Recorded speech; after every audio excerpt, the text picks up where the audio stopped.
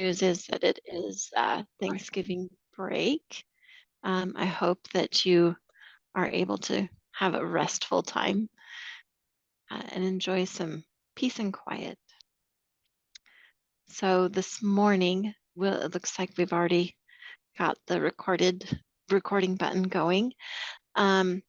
Just as a reminder, this meeting is recorded so that you can go back and watch it later. As I know for myself, sometimes I need to watch things a few extra times to be able to pick up some of the details from the meetings. But I would encourage you to speak up and ask your questions. Just because it's recorded doesn't mean that you aren't invited to talk. These meetings are for you, and we hope that you get as much out of them as possible. So we are really excited to be able to have be able to give a lot of time to our speakers today. I'm not seeing Dr. Wallace on here. Or am I just not looking?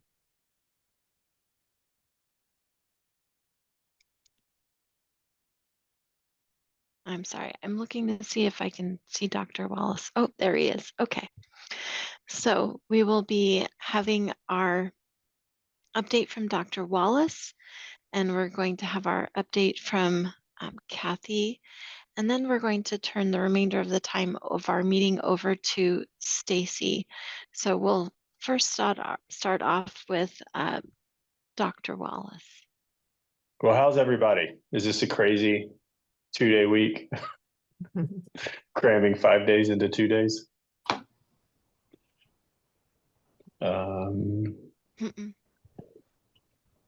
Looks like Jennifer can't hear either. Good. Michelle's got an extra half day there. Need to switch my kids to your school. Okay. Can someone say something, please? Yeah, how about that? No, Hello? Still not. Hello? Yeah. Susan, I can hear you. Okay, I can hear you.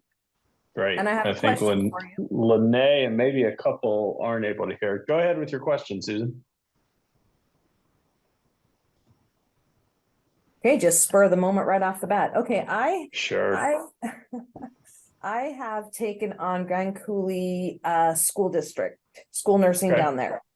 Okay. I emailed you, but I never got a response back.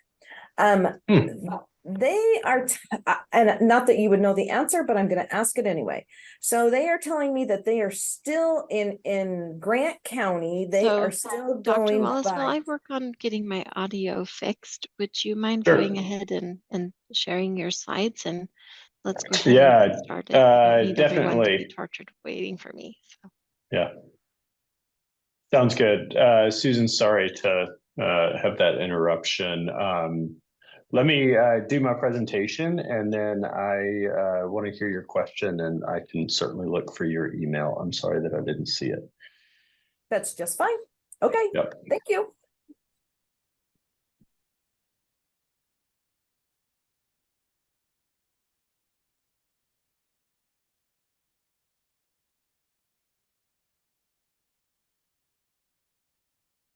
All right. Also thankful for not a whole lot of respiratory illness out there, unless somebody wants to share with me their experience and prove me wrong. But I thought I'd just touch on where we're at and then follow up on the discussion we had last week on vision services, or the lack thereof.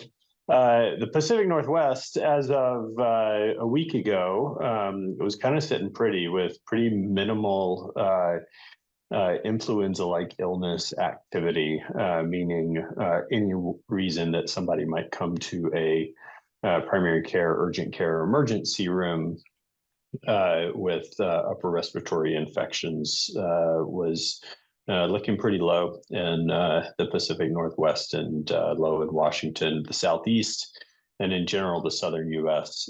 Is starting to see more cases, I would say, of all respiratory illnesses, but especially influenza and RSV. This is Washington state trends of our three that we track, COVID, influenza, and RSV. COVID is still downtrending from that fall elevation we had in September, October. Influenza is starting to trend up, nowhere near where it was last year. RSV in Washington is starting to increase as well, looks to be maybe lagging by 3 weeks over 2021, which was a normal year. Last year was a significant rise very early. We're nowhere near what we experienced there, but are starting to see some RSV on a state level increase in our emergency rooms. More locally in North Central Washington, COVID is also going down. Influenza is low, and RSV has not yet been reported. This is data that is current through the first week of November. And so we're watching closely, but so far I've not been seeing RSV in emergency rooms. We are working on best measures to track. Those were emergency room visits, and that's really helpful because it captures a broader segment of the population and earlier than tracking hospitalizations. And we find that tracking emergency rooms and hospitalizations at the same time really give us the same peaks in disease activity, whether it's COVID or influenza, which you can see here depicted on the right. In the top slide is COVID and influenza over the past 2 years. There have been few occasions where hospitalizations have gotten to a really high level above 20 per 100,000 in 7 days, but really not that many across the state. 1, 2, 3, 4, 5 times in the past 2 years that we've been in that medium zone, but that's the zone where we recommend going back to universal masking in healthcare, and we see a lot more transmission within healthcare facilities as well as throughout the community. But again, that has only occurred about 5 times, twice with influenza, and 4 times with COVID in the past 2 years. Looking at emergency room thresholds, we're seeing pretty consistently that disease activity is higher and corresponds with those high hospitalizations when emergency room visits include about 4% COVID as a reason for emergency room visits. That's in across the state and pretty consistent across regions. Influenza varies a little bit more because I think when people get influenza, they go to different places, and we are just tracking emergency rooms here. And so in the central corridor, which we're a part of, I think people are more likely to go to an emergency room because we have fewer urgent cares. And our experience has been that primary care clinics are more likely to already be booked and unable to get patients in. And so more people wind up in the emergency room with influenza than in other regions. Obviously, that's something we need to work on as a region. But the reason that our threshold level is a little bit higher with influenza. And similarly with RSV, it's a little bit higher. But those are where we start to see a lot more disease activity in hospitals and throughout the community. And so are levels at which we'd alert the public that we're seeing a higher level of disease transmission in the community. Now's the time to go back to some of those measures to protect yourselves, protect folks with higher risk of illness, and support that decision making at home and throughout the community through our communications. The one thing we're doing now is surveying our partners, because while we have these thresholds and they are a little more accurate when those thresholds are identified on a regional level, we're still not getting those reports on local levels. So our LHJs don't get reports from Department of Health, and we're working on that. And this is especially the emergency room visits. Tracking that data is new, and they want to get it right before they drill down into smaller levels with smaller numbers. So we're not there yet. And in that absence, a lot of our healthcare partners especially have done a really good job at looking at their own hospitalization rates, their emergency room rates, their percent positivity for the test that they're obtaining. So is the test negative or positive? What's the percent of all the tests that they do that are positive? And that corresponds well with the community activity. So when we meet with healthcare partners, we discuss those and really appreciate that reporting. Healthcare partners don't regularly report, but oftentimes discuss with us what they're seeing as far as absenteeism among their workforce. So if they have a lot of their providers, nurses, other staff members out, it usually corresponds with a lot of disease activity in the area. And that's a really helpful additional information that they report to us.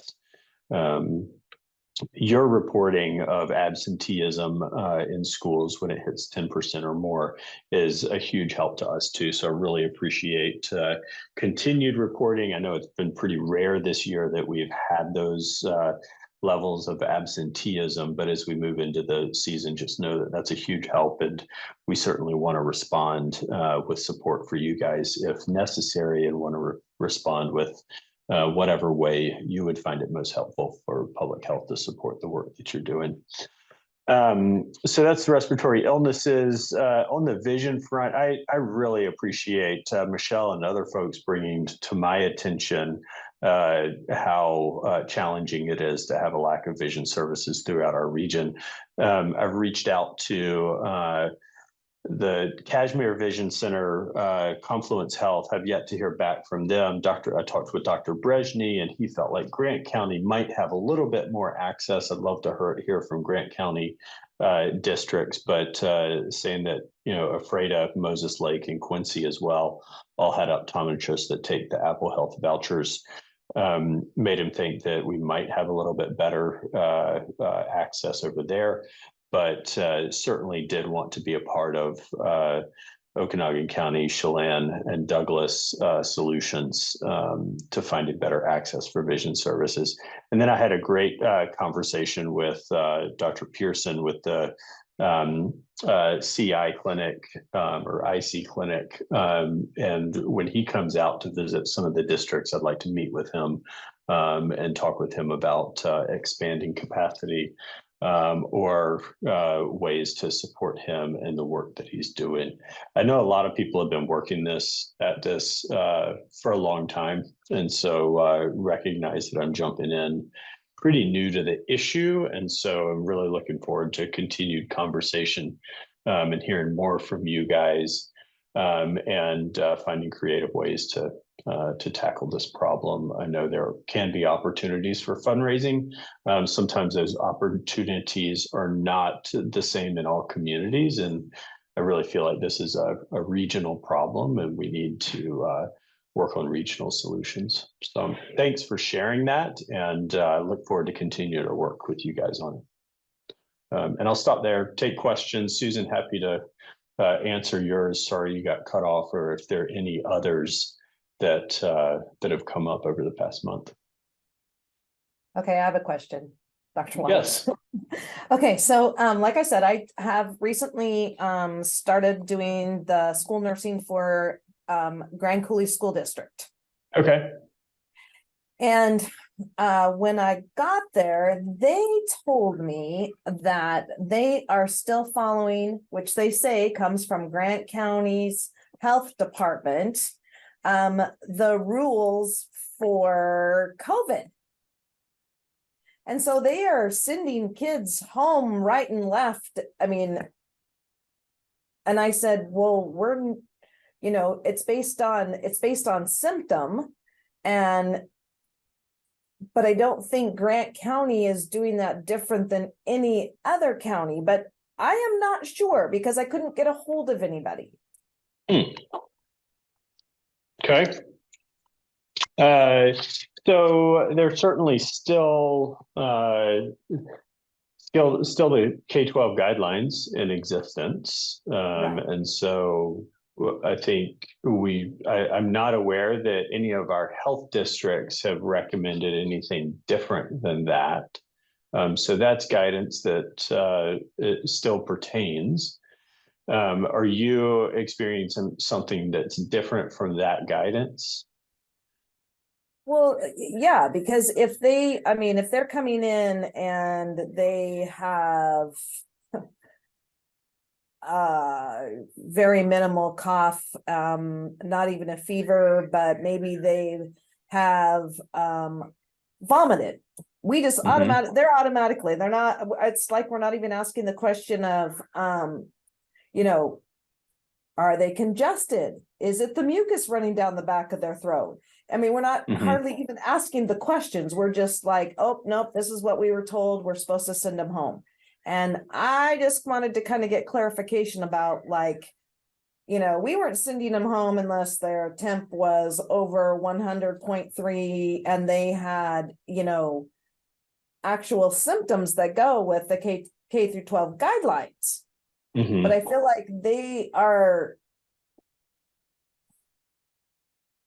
being pretty strict about that, and if that's the way to put that.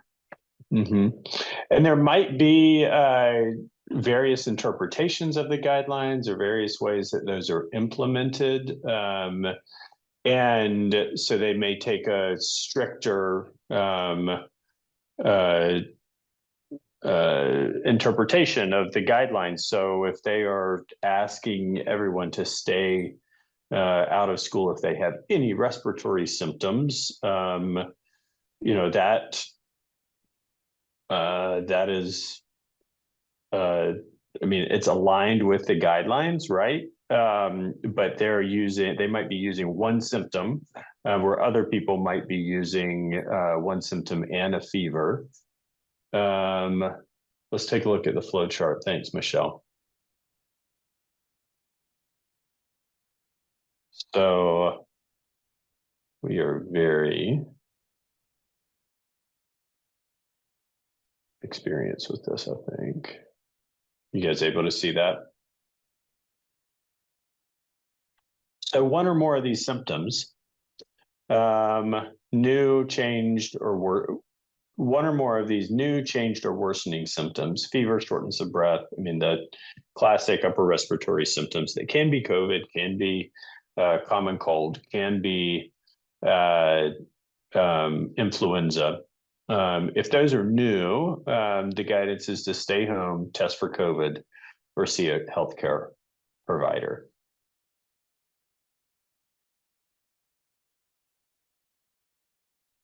Oops, I can't.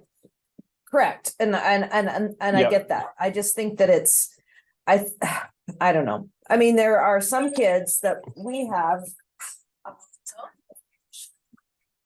There are some kids that we have, like even here at the Bridgeport School District, that, have had this cough for weeks. And, am I supposed to keep them home for 3 weeks because they have a cough, but no fever? But, I don't think it says that. So if a cough is not new, it's not changed, or it's not worsening, presumably they've been evaluated for the reason for that cough. They've either stayed out for 5 days or tested negative for COVID and returned. And it's unlikely that they have COVID because they don't have a fever. They don't, the cough is not worsening. I would think probably not pneumonia, probably not influenza if it's been going on for that long, or it's no longer contagious if it is. It could certainly be a number of other things. They could have a asthma exacerbation or reactive airways response to an upper respiratory infection that's persisting. But presumably they've been seen by a healthcare provider, or should get in and see a healthcare provider. But a cough for several weeks without a fever is probably no longer contagious. But if it gets worse, if it changes any, I think they should be reevaluated. Well, I'm feeling bad for some of these parents because we are not able to get some of these kids in for, the longest time. And I mean, even for immunizations, we're not able to get them in for a very long time. Yeah. So and I don't want to be like, oh, I don't want you to take them to the emergency room because of these coughs. And yeah. So, okay. Thank you. Yeah, sure. I mean, I recognize that there's a lot of variation out there. And so I think probably what you're experiencing is a variation in what one school has done and another school has done.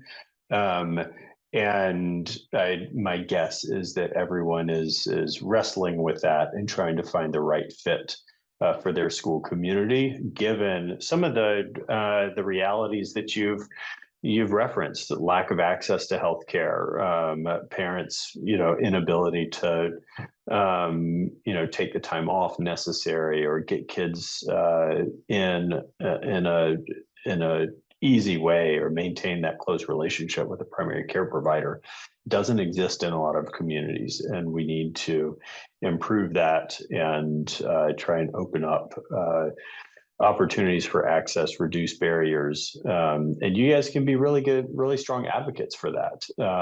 And talk with your local healthcare providers, try to figure out where those opportunities exist. And I'm happy to have more conversations with any of you guys about that.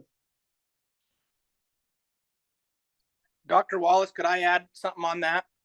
Yes, please do. Well, Here, I was just going to say, turn this off. Just listening to the situation, it sounds like with her being new, Susan being new to that district, it's a potential that when there's a gap without any nursing services at all, they tend to go towards the hard side of it, where it takes some of that nursing judgment away and makes it so it's just cut and dry for people that are lay people. And that it is ultimately up to administration. So it might be something where you just have to kind of advocate and say, okay, now we got nursing judgment on board, and I can kind of start taking care of this and back off on some of those things. I think that might be part of what's going on, maybe. Yeah, that's a really good point. And, when you're new, there's always an opportunity to say, hey, why is it done like this? Is there a better way? What's the backstory? And, wherever I work, I always welcome those new folks that come in and say, hey, wait a minute, why is it being done this way? Enter into it with some curiosity, and then present some opportunities to make it even better.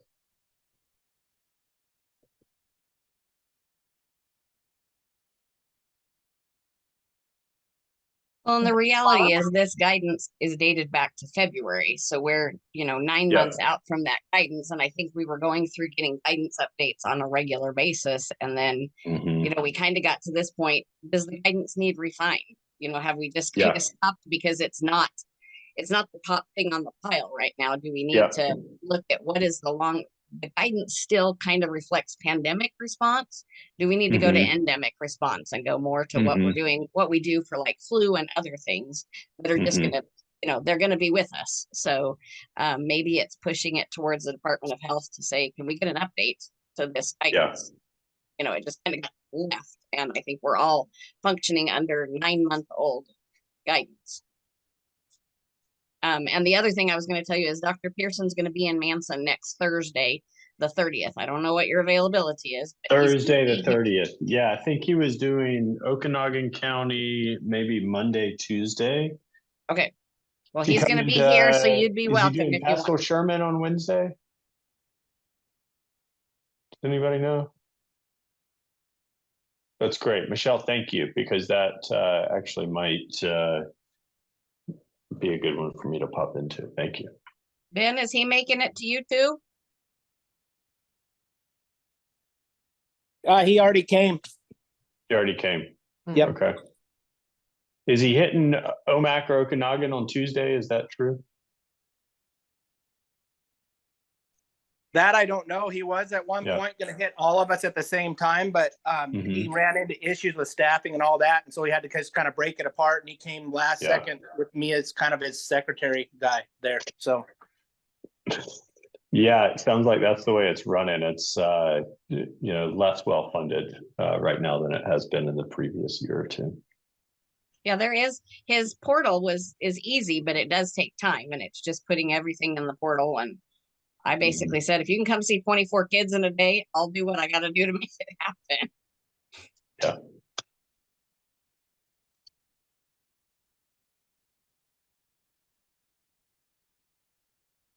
He was able to see.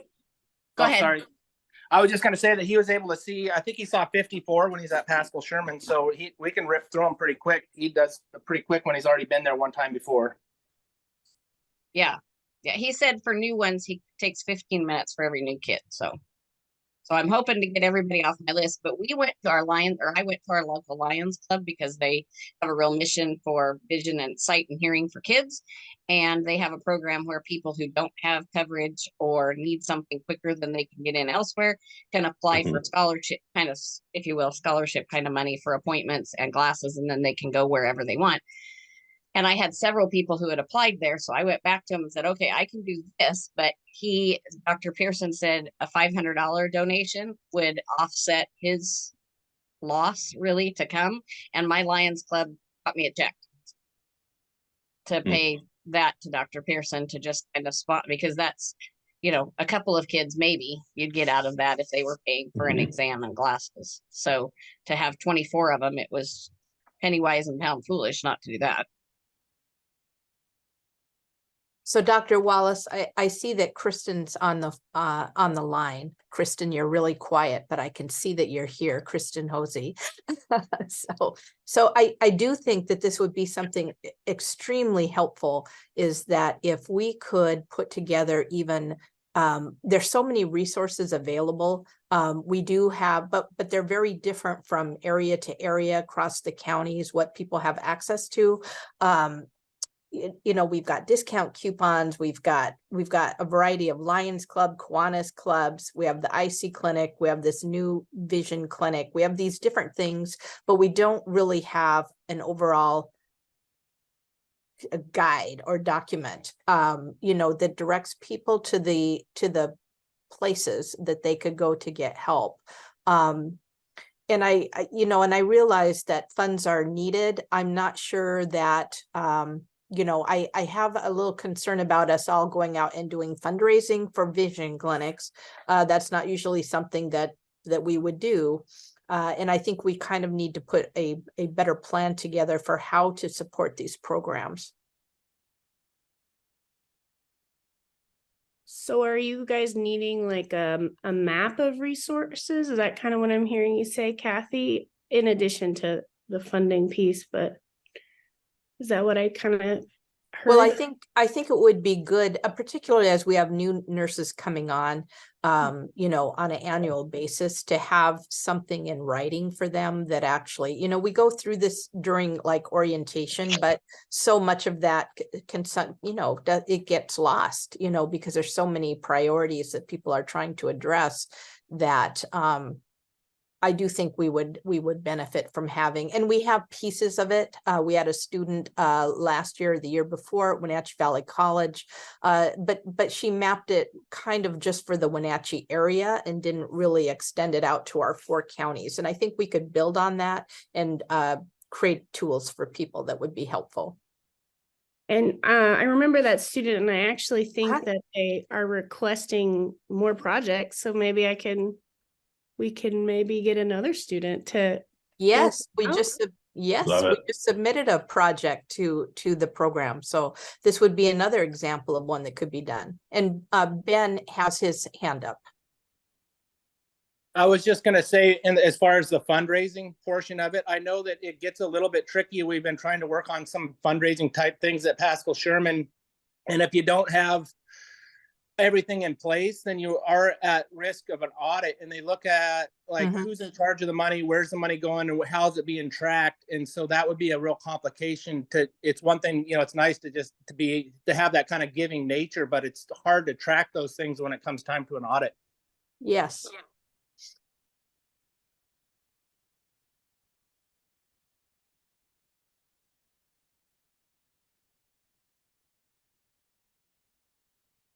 Dr. Wallace, I did have another question though, related to COVID, and it had to do with you know, some of the information coming out from Department of Health is related to disposal of outdated supplies.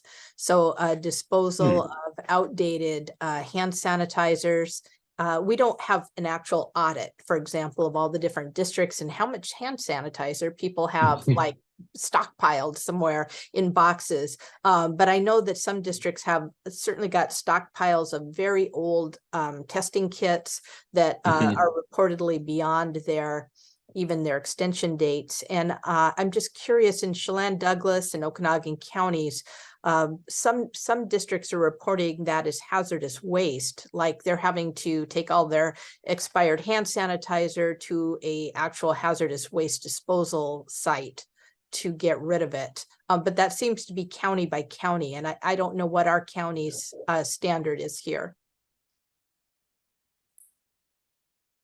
And I did leave a message with Environmental Health Office at the Chelan Douglas Health District. I'm just waiting to hear back from them of what is our county's guidance on those types of products.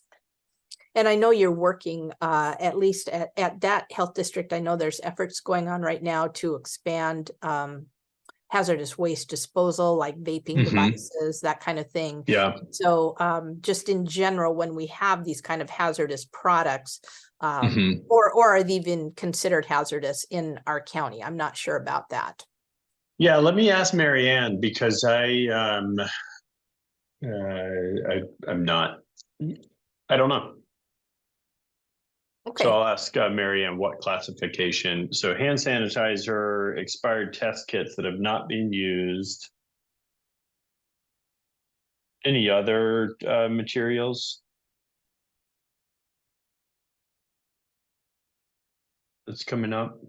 Well, no, just the vaping. Just, I know you guys are working on that. Yeah.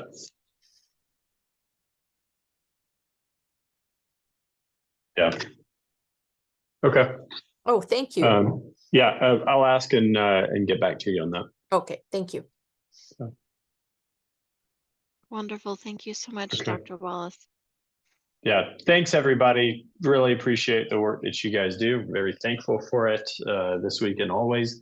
Hope you guys have a great short week and good start to the holiday season. Thank you. You too. Thanks, Kathy. I'll follow up with you on the vision piece, the Thank student you. project. Okay. It's so nice to see your camera on. I was hiding. I was eating breakfast. See you guys later. Bye. Thank you. All right, Kathy, we'll move on with your updates whenever you are ready with that. Okay.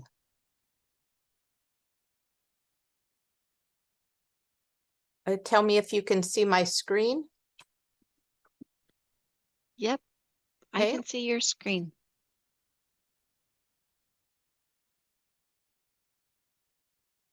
That better?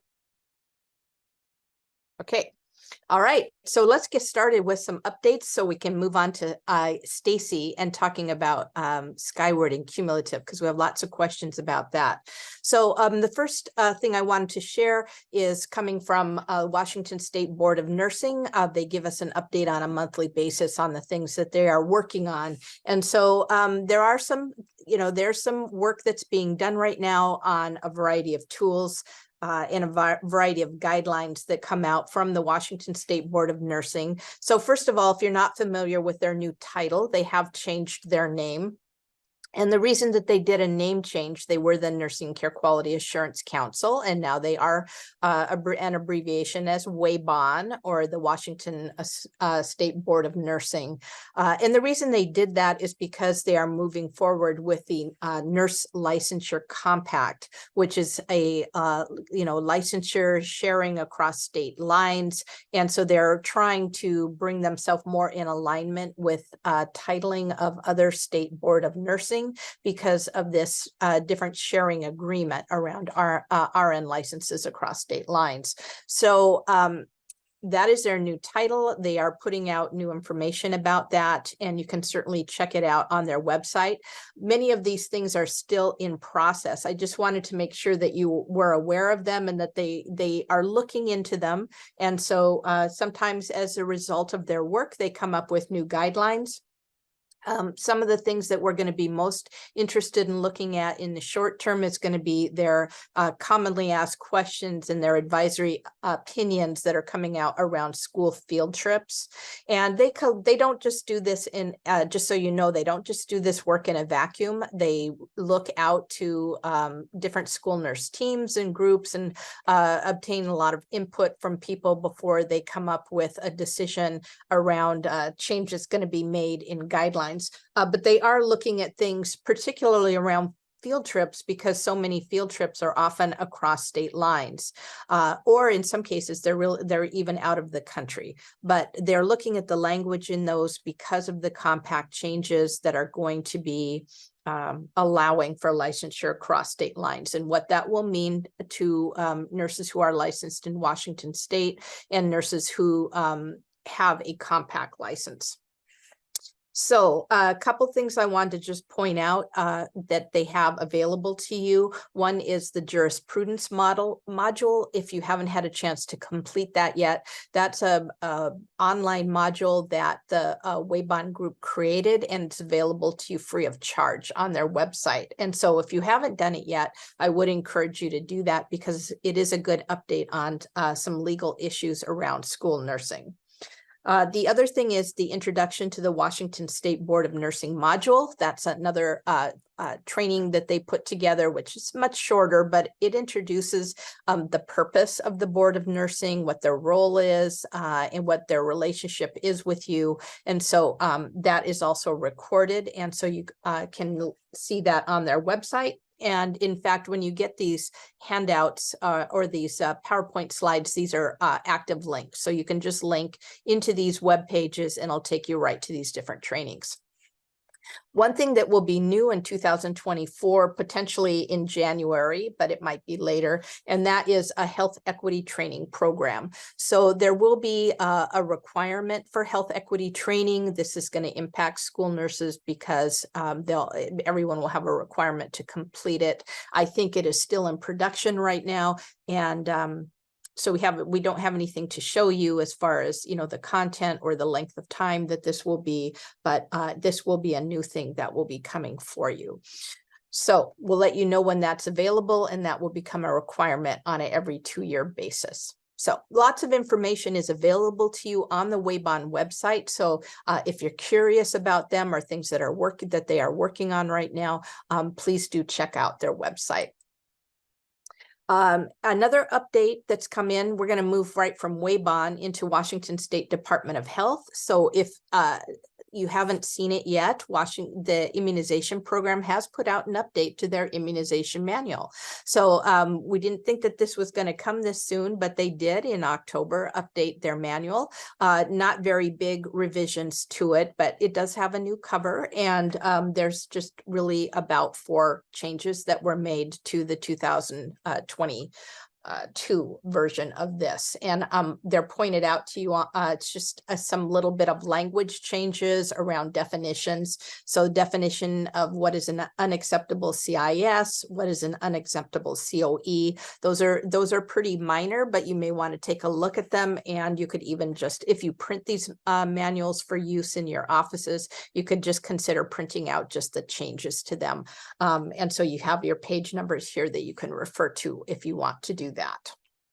So that's one update on immunizations. The next thing about them, just to point out, is that reporting is now open. So you should be aware that reporting is available now. So you could begin as of November 1st, actually reporting out on immunization compliance. If you're a school module user, then your data is going to be pulled on the 1st of December. So you have a little time if you need to continue doing any work to that. You do have another week or so to go before they start pulling that.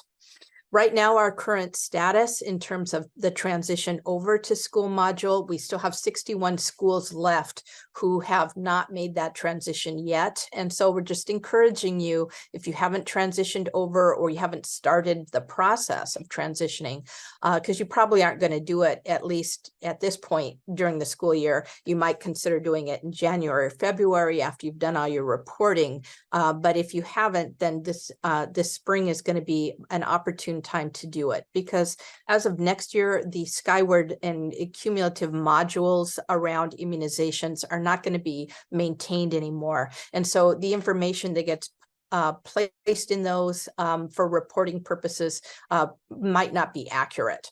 They aren't going to be revised to follow the Washington State immunization rule changes. Any revisions to those things would not be included in those immunization modules anymore. So the purpose of we're just encouraging everybody to make that transition and to do it this school year so that you're all ready to go into school module starting next school year. Another thing they wanted to point us to point out to you is there's an updated provider polio letter. This is really intended for those students that you might have who are 18 and older, who are still in your system. And it's a note to providers with a reminder about polio vaccines that student might need. So there's a template in there for you to use if you need it. And then the last thing that's coming. Now, this is going to be interesting. I don't have a lot of detailed information about it, but there's going to be a new sign-on process for school module. So currently, the current process is you can log into it, but those of you who have your SAW accounts know you have multiple accounts in SAW. Sometimes they require multiple logins to things, and there's supposed to be a new system coming that is going to allow for kind of a single sign-on process. But more details about that are going to be coming, and the hope is it's going to make things easier and faster for you to log into school module than the current process. So we'll see how that works, and I'm sure that Catherine and her team will be doing some orientation to that when that's ready to go. So I would anticipate probably after the new year, maybe they'll get that launched, and we'll start setting up some training programs around that. Next thing from Washington Department of Health has to do with their Caravan. So I know some of you have been using the Caravan system in your areas. And for those of you who need this service, I just continue to encourage you to use this. It's a great service. This group provides both children and adult vaccines and will set up on your site. The current, the earliest date at this point that you could schedule one is pushed out now to February. So they are booked up until February 1st at this point, and but they are available. So the next one in our region is set up through Cafe. It's going to be in Wenatchee on the 16th of December. So it'll be there from 11 to 3 o'clock. If you have an interest in that, then we can find the location, the address, and everything if you have people that you want to encourage. But I see Taylor and others from Wenatchee School District and Rochelle and others from the Eastmont School District. So you're closest to this event. If you want to use that, it would be available to you. There's a link here to your Caravan request form. You can fill out your requests online, and usually, they try to take on as many as they possibly can. Sometimes it is not the Caravan who actually comes and does your immunization program for you. Sometimes they are contracting with other people in the region. So it could be a contractor who comes out and does them, or it could be even your local LHJ who does it through the Caravan program. But they try to get these done all across the state of Washington. So it's good to hear that people are using this system. Next update from Department of Health. This is from their Environmental Health Department. I just wanted to make sure that you were aware that, you know, we update manuals on kind of on an ongoing basis. There's always guidelines to be reviewed and updated. The Infectious Disease Control Guide has not been updated since 2014. That's been done in the past through OSPI Health Services, and OSPI is now collaborating with the Washington State Department of Health on this manual to get this done. And it's getting close, so please anticipate something before the perhaps, you know, spring. I hope before that we will have an update to this. So a couple of things that they're going to be focusing on. One is going to be the guidelines on handling body fluids. So you're going to see that potentially even having its own webpage. There's going to be a lot more emphasis on that than just simply putting a guideline into this manual. Because right now, you know, previously in this manual, if you look for it in there, you're going to find it like in an appendix in the back of the manual. And they really would like to have more emphasis on it than kind of as an addendum. And so the office is looking at how to push more of this information out electronically on a web page. Respiratory protection plan is going to be now included in the guidelines, and sometime in 24 you should get this. Now, one of the components to this is going to be an update to the aerosol generating procedure. You do currently have one in your 2014 manual, but that is going to be updated, and they may not wait till the manual is done. We had heard we were going to get it any day, but that's been about 2 or 3 weeks ago. So I'm not sure if we're going to have it or not in December. Hopefully we will get that out and have some updates around what are the changes that are going to be coming out in that plan. Right now, we're continuing to refer to this document that came out in probably about 2022, and it's the SARS-CoV-2 Infection Prevention and Control in Healthcare Settings Toolkit. So you've had access to this for a while now. It was really intended for healthcare facilities, not specifically for schools, but certainly it could apply to your health room setting as a clinical location. So we still do refer to that, but we're going to look for some updates to that here shortly. Okay, another update. This is also related to Washington State Department of Health and has to do with the opioid overdose prevention program through them.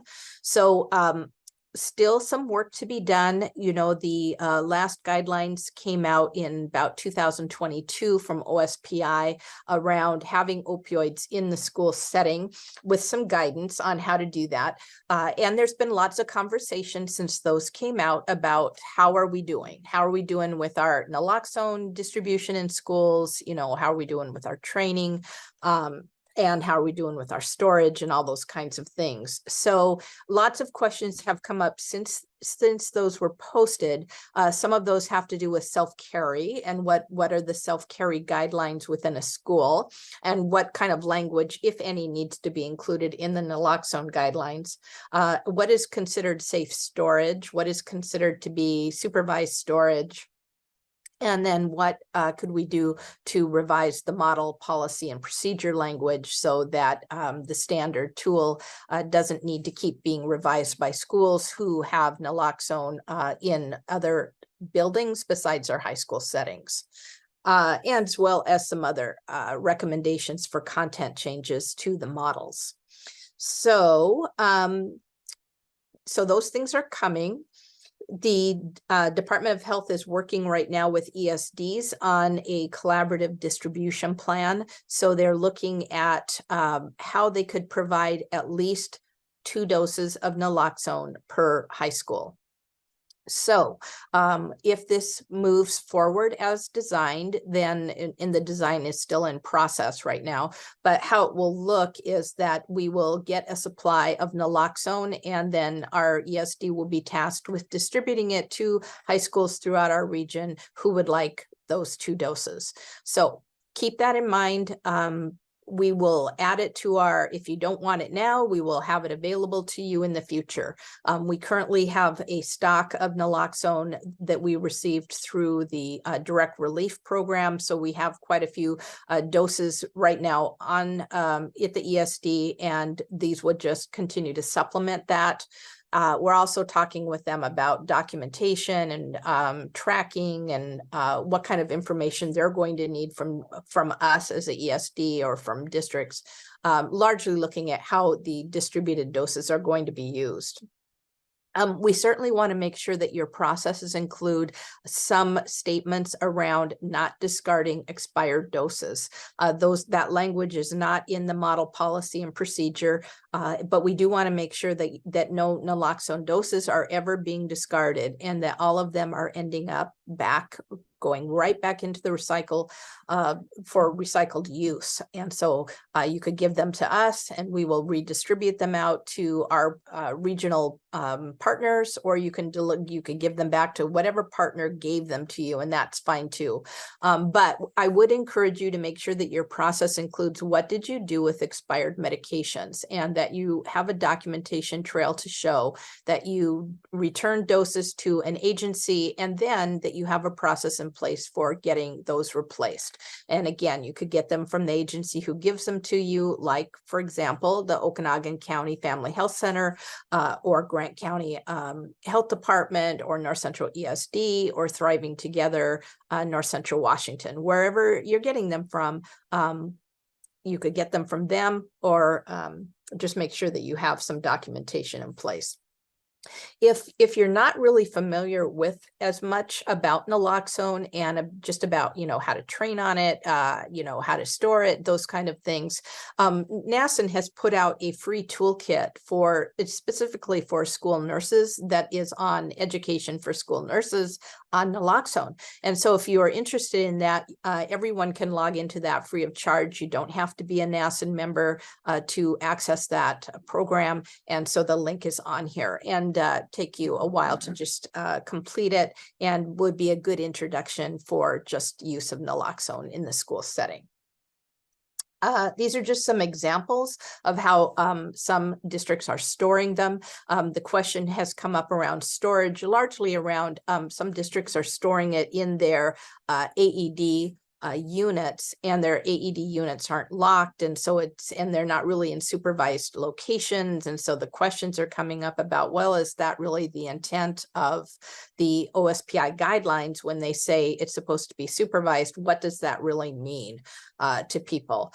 We would just want to make sure that wherever you're storing it, it is being monitored so that you know that it's there. If there's an emergency situation and someone goes to access your naloxone because they think it's in a certain spot and it's no longer there because it's just never was replaced, or because it was stolen, it wasn't secured, then that would be something that could potentially have a negative outcome. So it's something to think about. These kind of kits can range anywhere from $50 to $100. Some of them include breakaway ties, so you can just, put a little lock on it that kind of deters anybody from opening it up who doesn't need it. So something to think about in terms of how you're choosing to store your naloxone in your districts. You probably are already familiar with this. This is an alert from the Washington State Poison Center. We do have some of these products that were found to have high lead levels in them and have been recalled. But if you happen to store any of these kind of products in your health rooms to use for any of your students with diabetes, or you just want to get some information out to parents about this, these are the 3 products that have been recalled. I believe only the one is really available to us because you can order it from like Amazon online, and you can probably order it from perhaps other agencies where you can stores where you can order it online. You might find these kind of products. So just something to keep in mind from a safety standpoint, that these have been recalled. Okay, and they're all kind of applesauce products. Okay, a couple of updates from OSPI. So now we moved on from Department of Health to OSPI. New toileting guidelines are coming out. This has been a request for a while that we have some kind of guidelines around toileting. And so look for some updates to that. There's actually going to also be toileting guidelines that are going to be included, I believe, in the new infection control guidelines. So OSPI and DOH are working collaboratively on those so that there's no overlap. We're going to have updates to the care of students with diabetes. That's in process. And again, the infection control guides. So things that we're waiting on, there are 3 things at least on the list right now that still need to be addressed. One is the opioid overdose one. So we want to look at that and make some minor revisions. The other is the health services staff model, which was started a couple of years ago now and still kind of sitting and not finalized. And so we're still working to get that done. And then how to respond to injury and illness at school. That is the document that you are all using for a reference for your unlicensed assistive personnel and how they respond to injuries and illness. So this is your multicolored tabbed Washington Department of Health. Does that sound familiar? I don't have a picture of it on here, but if you're not familiar with where these are, you can find them on the North Central ESD website under your manuals, practice manuals link, and they're also all posted in the Google Drive under your practice manuals. So you don't have to go searching them out anywhere. They should be readily available to you, and you can take a look at them there. And finally, then there was a server upgrade at OSPI. So if you're linking to anything on there, this happened like in, it happened like a few months ago. But one of the things we find is that, you're trying to get to things and still finding some broken links to things. So if you have links to OSPI for different reasons, you might find that some of those links may need to be reviewed on your web pages because they may have broken. Okay, we talked about this last month, but this is kind of making its way forward, and this is the petition for the WAC on auditory screenings. There was some interest expressed by a group who filed a statement of inquiry. And so their interest is really in the autoacoustic tools. They're wanting to have the WAC revised to include that. And so OSPI is focusing on this. They're looking to see things like, well, what would this cost? What would it cost school districts to make this kind of change? What's the evidence on how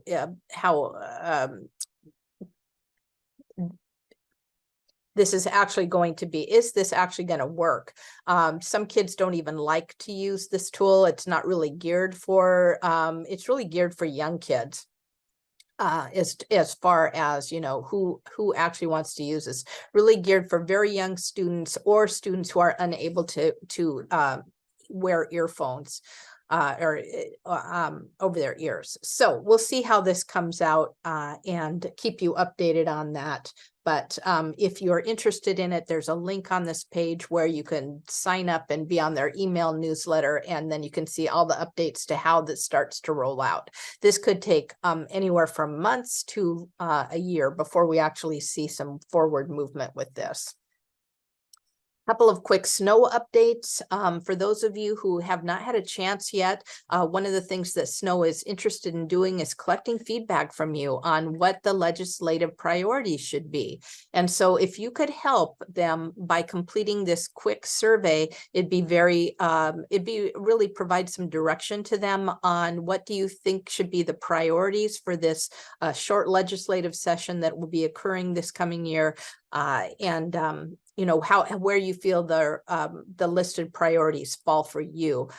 It also helps them understand your staffing because we have had increases in funding for schools, and we're very interested in how much of that funding has actually impacted school nursing hours. And so the survey link is here. If you've not already done it, it will probably take you less than 10 minutes to complete this. So if you have questions about it, you could connect with Taylor, and Taylor's on the line. Taylor, do you have any other input for that? No, I do not. Just if you fill out the survey, that would be very helpful. Okay, thank you. Thank you for doing that.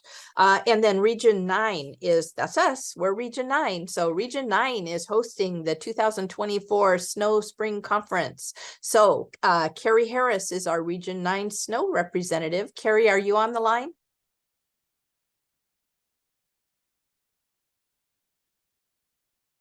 Hey, I'm not hearing from Carrie, but her link is here. So if you'd like to be involved with that, please connect with her and talk to her. And she can fill you in on the current plans for that. So North Central ESD, a couple of quick updates. One is we have a new public health resources webpage. This page is posted on, you can get to this from our main webpage. At the top, there's a resources link and you'll see public health resources. And that's going to take you to this nice public health resources page. And Lena's contact information and Mike Dingle's contact information, they're going to be our go-to people for as our public health liaisons for this work. It's really going to focus on helping people kind of continue on with COVID work and planning around infectious diseases, not specifically around COVID, but certainly that is an infectious disease that we need to be, cognizant of and addressing. But there's also a lot of work to be done around immunizations.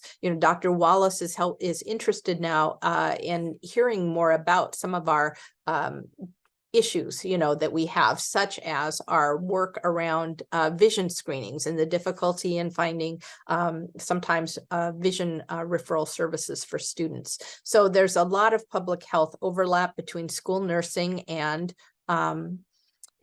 between public health and school nursing. And so we just want to make sure that this page is there. There's a lot of helpful links on this. This is just really the top of the page. Down below, you're going to see links to all the data dashboards that you could access for quick information, as well as a number of topic-specific links that you could share with other people in your school districts as well. So this is really intended for schools to help them readily access information and resources around public health topics.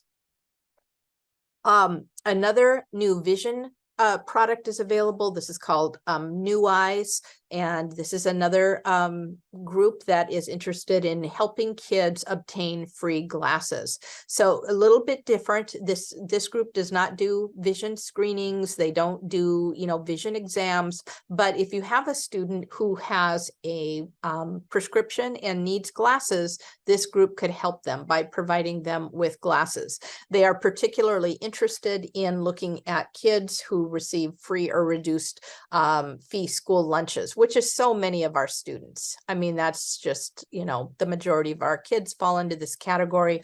And so there's a link here to their webpage. There's a link to their video on how they do this and what needs to be done. Yesterday, I created a free account with them. It was very simple to do, and just something that you might want to take a look at if you're having trouble obtaining glasses for students. Some professional development things that are coming up, some dates on here. There is a conversation on equity coming up on behavioral health that I think you might find very interesting. And I want to make sure that you saw that this was scheduled on 12/7. It is about an hour and a half from 12:30 to 2, and that's available via Zoom. I think that you might find that to be a worthwhile professional development opportunity. Other things I wanted to point out, DISH, we still have a DISH session scheduled coming up in December. This particular one is going to be on glucagon in schools. So if that is an interest for you, then please make sure to log in. You can register through PD Enroller if you would like clock hours for that program. For those of you that are new to school module, make sure that you've had a chance to watch the webinar on school module. There's a link here to it. It's been recorded by the Department of Health, and that will provide a good overview of school module and data entry into that system.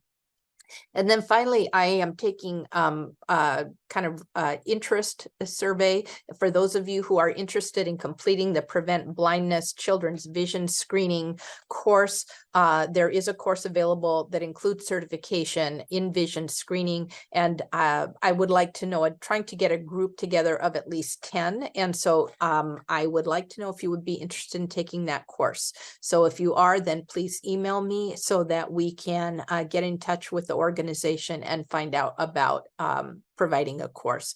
Most likely it would be done virtually because I don't know that we'll have any training in Washington State this year, but I'm going to check and see. If they can do it in person, that'd be wonderful. If not, if they're not going to be here, then we could do it remotely. I think you would find it to be an excellent course that really provides a good baseline on different vision screening elements, just vision screening exams, referrals, everything. It covers the whole gamut on that. And I think it would be an excellent course for you. Other things that are coming up, just please mark your calendars for 2024. We have the pediatric nursing conference with Seattle Children's on the 26th of January. We have the Snow Spring Conference, March 15th and 16th, and that will be virtual. Both of those sessions are virtual. So it's a little easier to attend. And both of those we really encourage you. If you have not participated in those, you'll find them to be very useful. You can see the Seattle Children's Pediatric Conference agenda. They have it posted already for this year, and it has some wonderful presentations. You're really going to get a lot out of that conference. And then finally, the School Nurse Day Conference. Now that one is not virtual. It is in person. It will be at North Central ESD in Wenatchee, and that is Wednesday, May 8th. And that will be done in conjunction with the OSPI conference in the afternoon. So we'll have a morning session and an afternoon session, and they will both be in Wenatchee.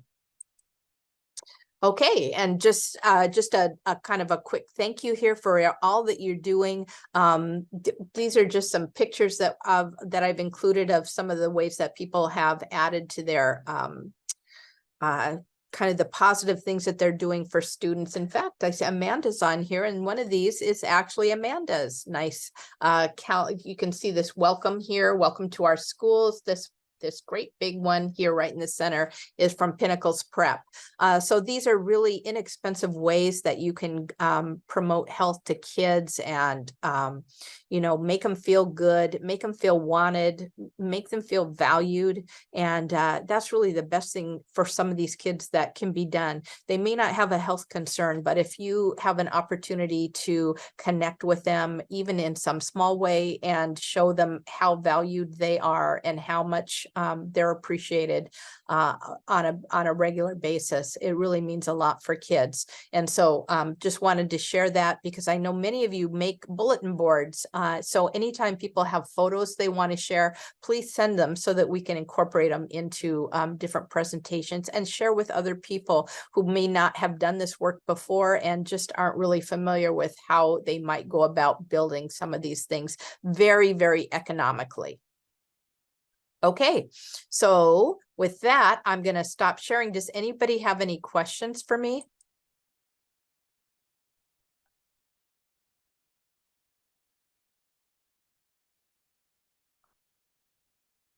Okay, well, I think with that. Sorry, Kathy, I do. I just couldn't get to my computer. I've been off and on pretty much this whole meeting because of kids. Are the slides going to be available? Because I heard you a couple times say like fill out a link or do this or this is going to be mandatory or something, and I don't know what it was. Yes, the slides are always available. So the slides, the presentation is recorded. These things are always available. They're actually in the Google Drive. So you could go into the Google Drive and go into meetings, and you're going to find like meetings are all set up in there by date. And you can just click on the date of today's meeting, and that's where everything that you need is going to be. Perfect. Thank you. You're welcome. Thanks for asking. If you guys have trouble with the Google Drive, if you're not sure how to get to it, if you please ask us. We will come and show you, help you. We'll Zoom with you so that you make sure that you're connected to that, because so many of our resources are now in there.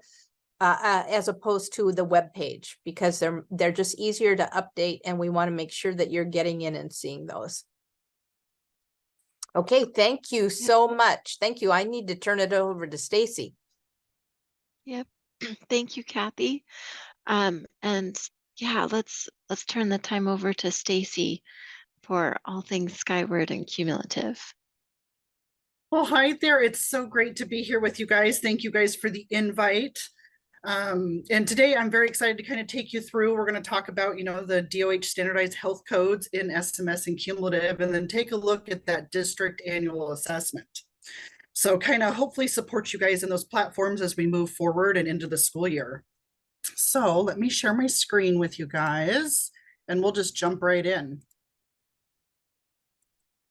All right, hopefully everybody can see that. All right, so today what we're going to do is we're going to walk through, like I said, DOH standardized health codes and how we manage those in SMS and cumulative and look at that district annual assessment. So my name is Stacy Kostelnik, and I'm primarily out of the North Central ESD. So anytime you kind of email in to the student coords, you'll get one of 5 members that are on my team, and we can help you with kind of all your software needs when it comes to reporting. So in today's agenda, we're going to briefly touch on security. That's one of the main questions that we have come up when we kind of present some of this information is security. Then we are going to look at both platforms. So we do have SMS 2.0. So we're going to look at the Skyward documentation that can kind of support you through some of these processes, along with the management of your DOH codes and the assessment of district health services report. We're then going to jump out and actually look into cumulative as well and briefly touch on the Knowledge Hub, which is very similar to that Sky documentation area, and then also look at those codes in the assessment feature as well. Now, if time allows, hopefully we can briefly touch on My School module. I know we've talked about it a few times, and just the vaccination tabs within both softwares. If time allows, again, we can kind of look at address labels and student information. I know we've had a few questions kind of coming about that, and then Q&A as we go through. So without further ado, we'll go into security. So one thing with security is we work through a sandbox. It's a TLA. Basically, it's a copy of a district that's all their data has been scrambled. It's all fake data. And so when we go through these sessions, you might see a lot of things on my screen, or if you're working with another school nurse or even working in multiple schools, you may see options that you have in one and don't have in the other. So as you kind of work through your systems, and this goes for SMS or cumulative, make sure to just jot it down. Your security administrators at your district can actually help you get access to those areas. So if it's something that maybe will make your workflow a little easier, or just something, you know, hey, you really need access to a specific report, definitely note those down, and your security administrators can help you with those things. All right, so the first thing we're going to look at, the first platform we're going to look at is SMS 2.0. So in SMS 2.0, one of the great resources that you have at your fingertips is going to be the Skyward documentation. So your Skyward documentation lives in your question mark up in the upper right-hand side corner. And this can be a great area to look at for help with your health codes, with even entering office visits, anything health related. You can actually find additional documentation in there. And as we jump into the system, you're going to be able to see we can kind of pull that help center in to help you navigate that as well. So the first thing we're going to talk about is we're going to look at those health codes and how we manage those. So as we know, there are 4 types of standardized codes. So these standardized codes are first data group, so that WSNDW. And these codes are really intended to help school districts across Washington state fill out that assessment. So that fun spring annual assessment where you're gathering all that data, these codes help drive that information. So here on the slide, we do have health conditions, which that is going to be your chronic health condition codes. We'll look at dispositions. We'll look at treatments or interventions, and then your office visit reasons and reason for visit codes. I do have a couple links here on the slide. It's just quick access to your shared Google Drive where those DOH codes are held. And then also local resources out on the Nurse Corp website, that practice manuals and guides. It's a great resource to be able to use some of this information as well.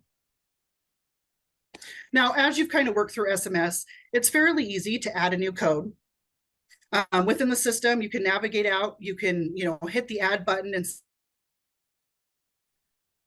you can also use that same thing to go in and inactivate a new code. Maybe if you're retiring one that's no longer being used, or simply just updating your code tables.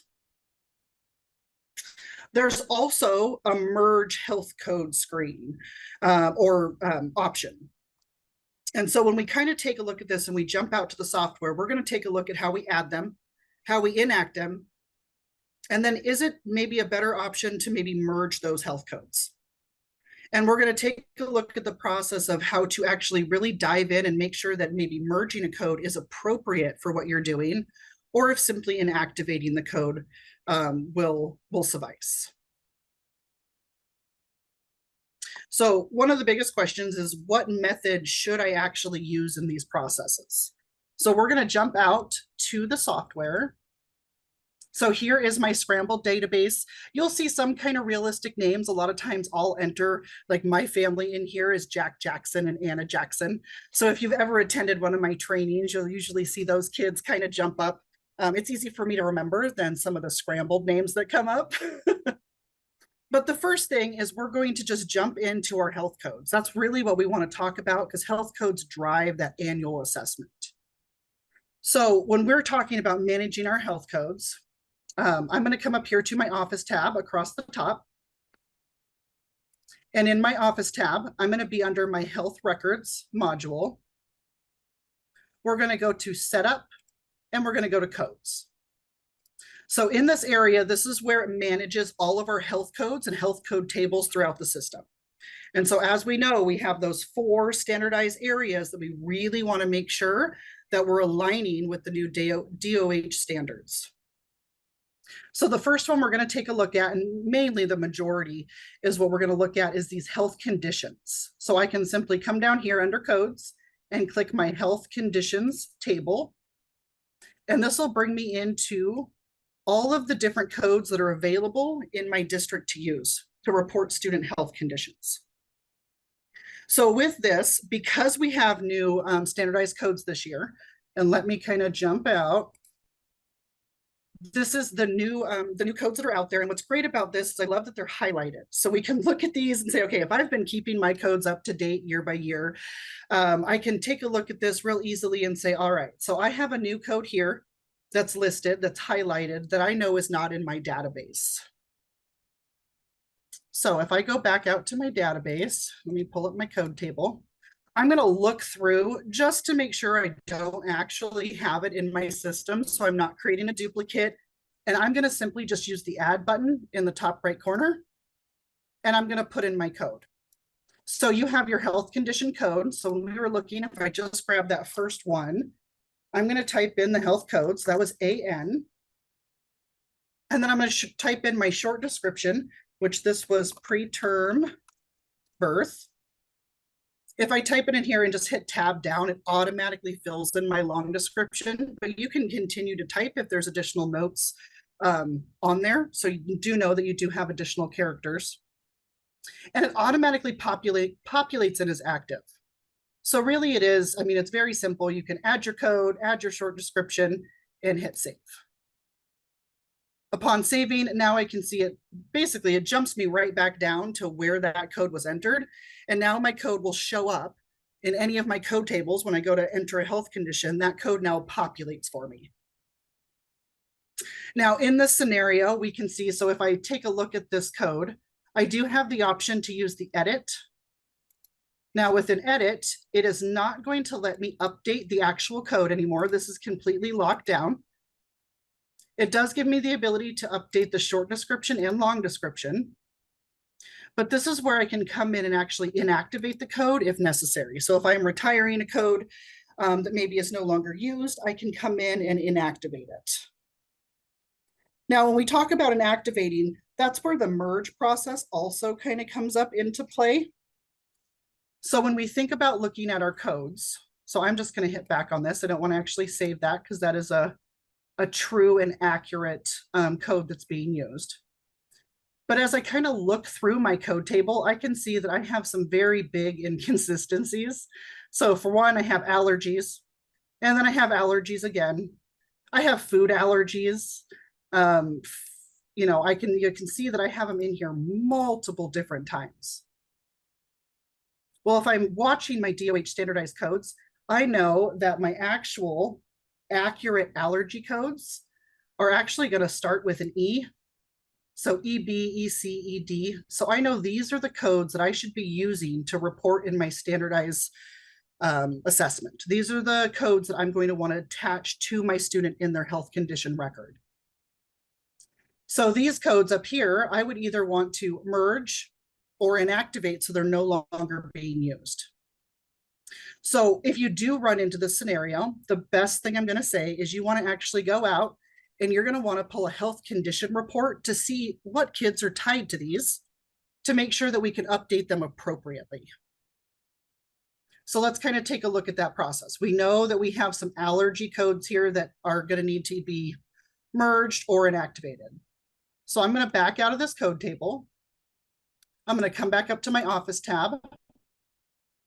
And now I'm going to go to that health condition report. So that's going to be under my health records and my reports. And in reports, I'm going to come down to my health condition report. Now, one thing to note in here, when you're making templates for health conditions, if you pull this screen up, I can see that I have a Skyward template. Never use the Skyward templates. It'll save you time and heartache later on. Best thing to do is actually create a new template. So when I create a new template, and here I'll kind of show you real quick, just going to hit ASD and save. This template now shows up that it's a user template. And so this means I can edit, I can update, I can clone, I can really change the information in the template to whatever I see fit. The Skyward templates do not give you the same options, and they're kind of locked down. So the best thing to do is actually add a new template.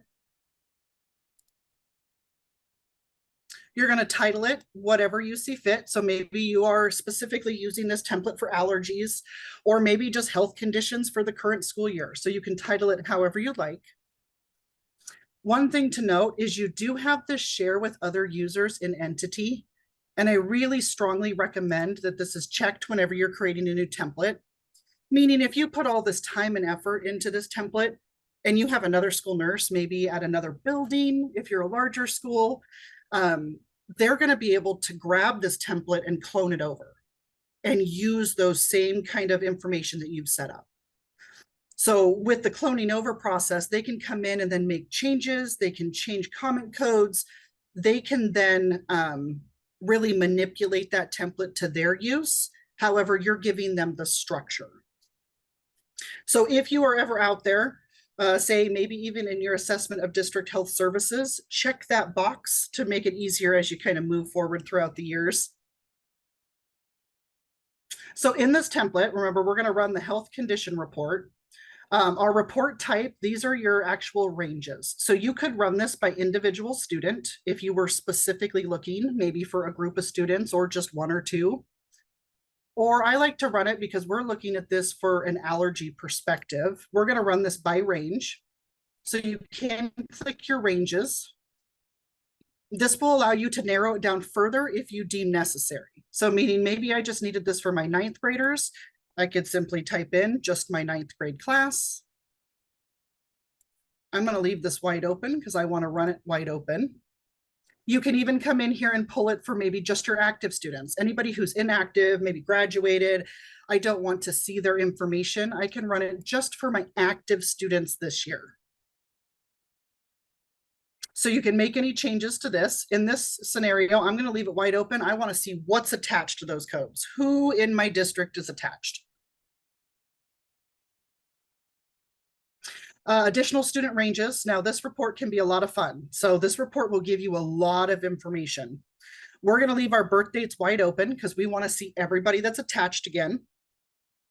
My recommendation for print students, you can do both with or without conditions.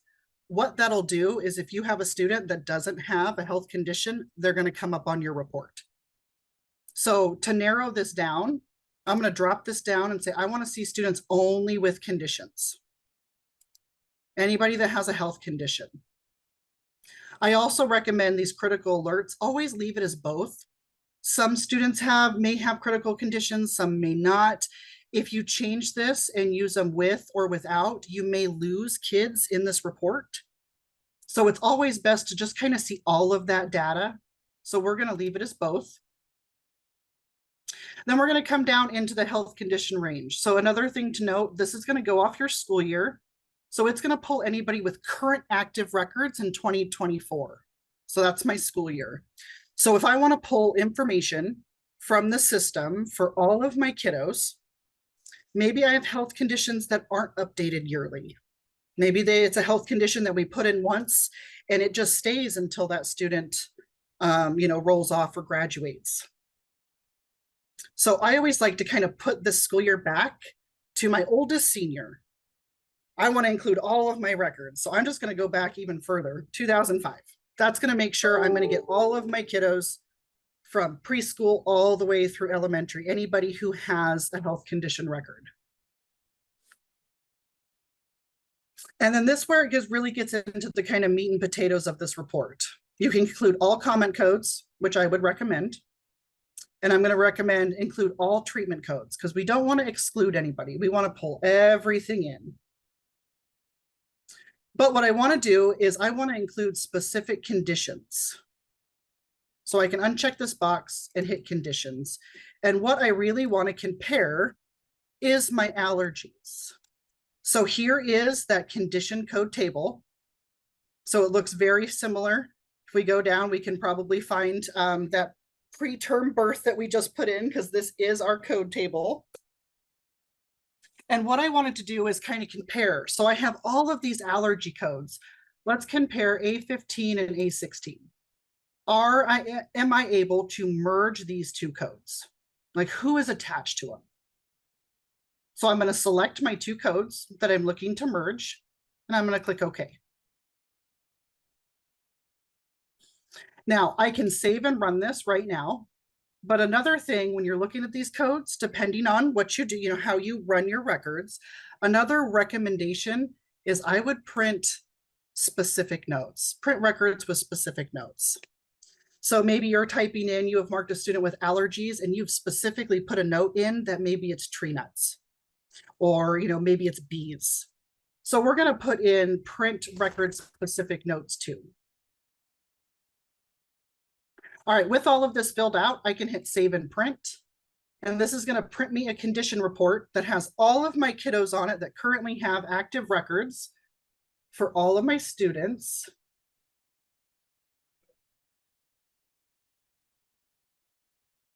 And it should only take a second here. Let me move my Zoom controls so I can zoom this down a little bit for you. All right, so this brings up my health condition report. So right off the bat, I can see that I have a group of students. I can actually see their code. So here's that A16 and there's that A15. So it looks like I only have one kiddo in here that came in with an A15 code. I can see the school year that I'm pulling it in from. I can see when those allergies were entered. And then I can see the comments. So I'm getting everything that pulls up. Sometimes these reports can be a little hard to look at.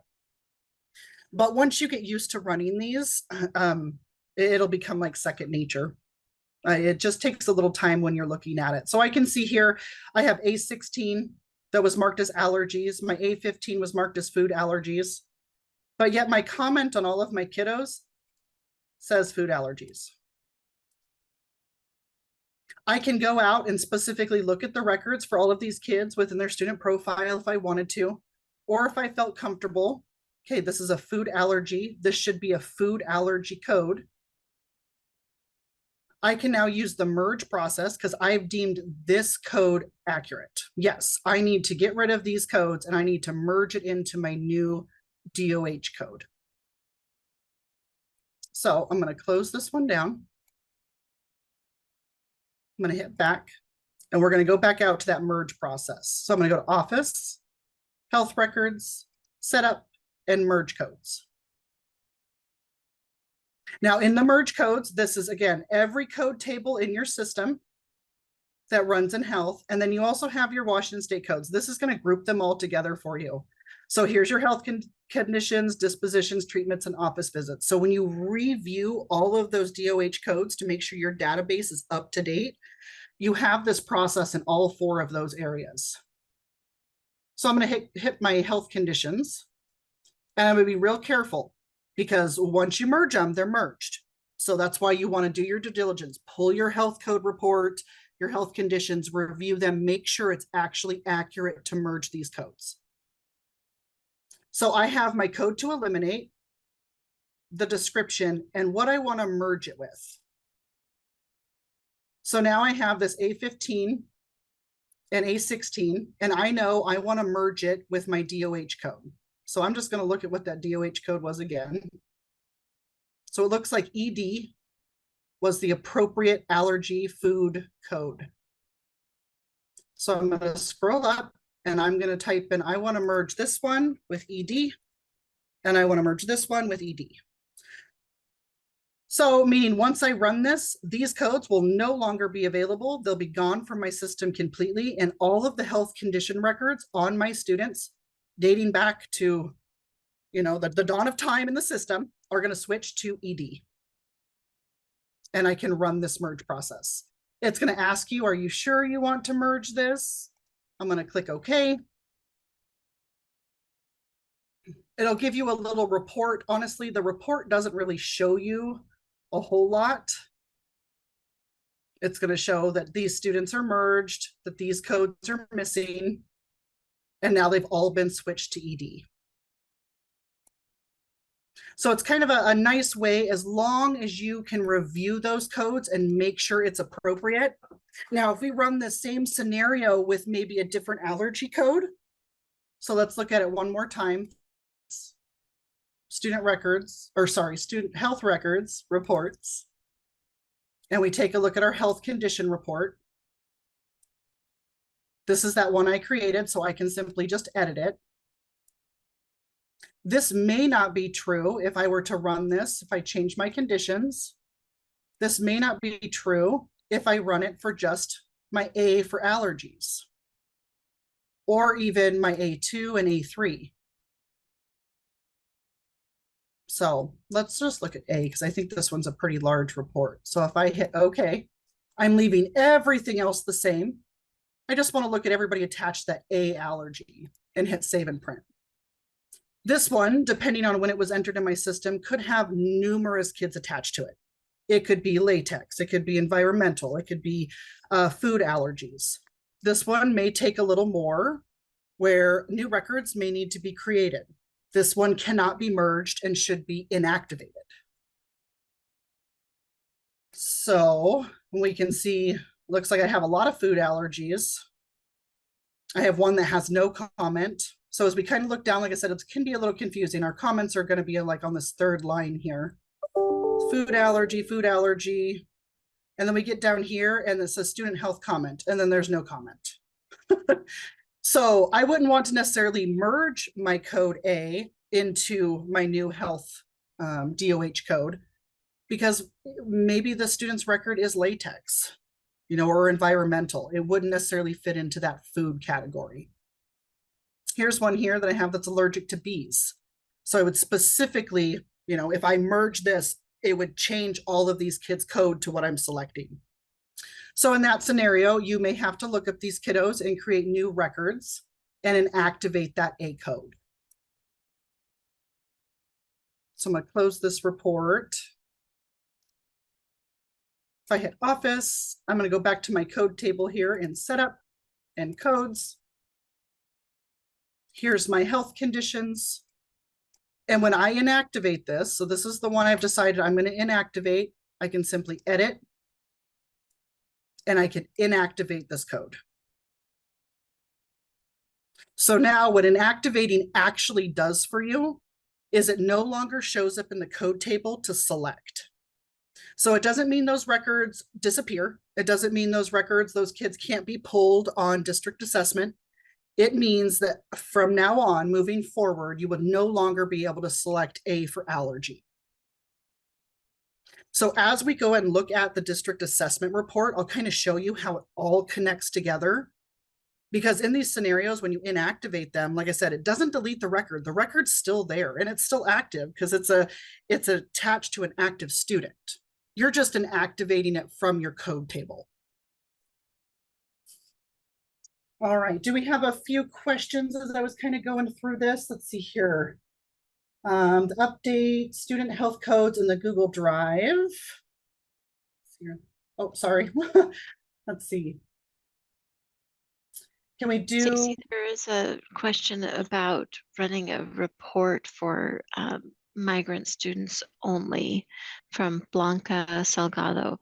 And Blanca, were you wanting to do a health condition report for just the migrant students, or wanting to see, okay, a health condition report for just the migrant students?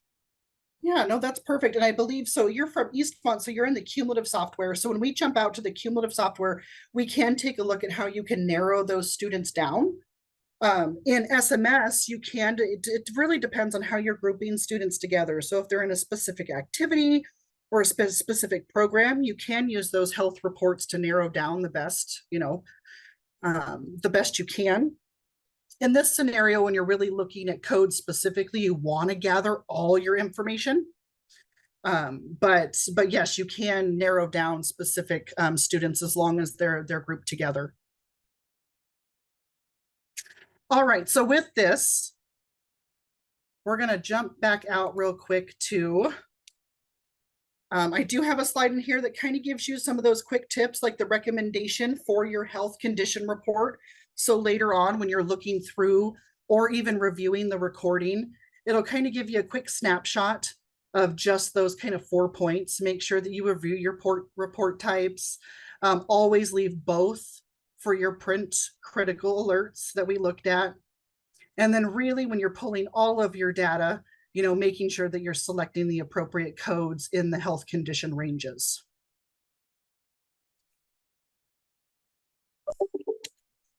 All right, so we're going to take a look at how this all connects together. So we can look at the Washington State report feature for the district assessments. So the assessment of district student health services, if you're familiar with this and have run it before, or if you haven't, this is a feature in SMS and cumulative.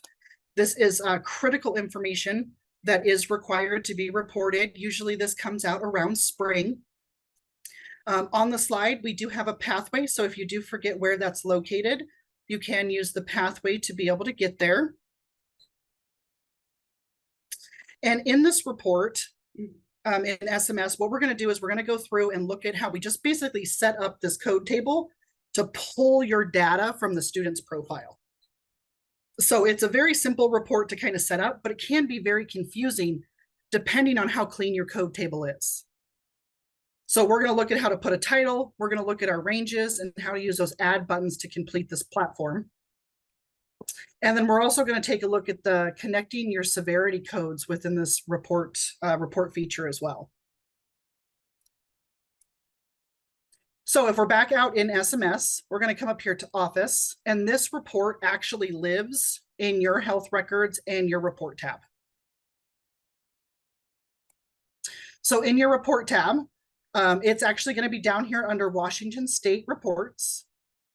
And one thing, I'm going to kind of bring in the help center for this area. So now that I'm in this reporting area, because I'm in this area of the software, I can use the question mark and it'll pull in my Skyward documentation.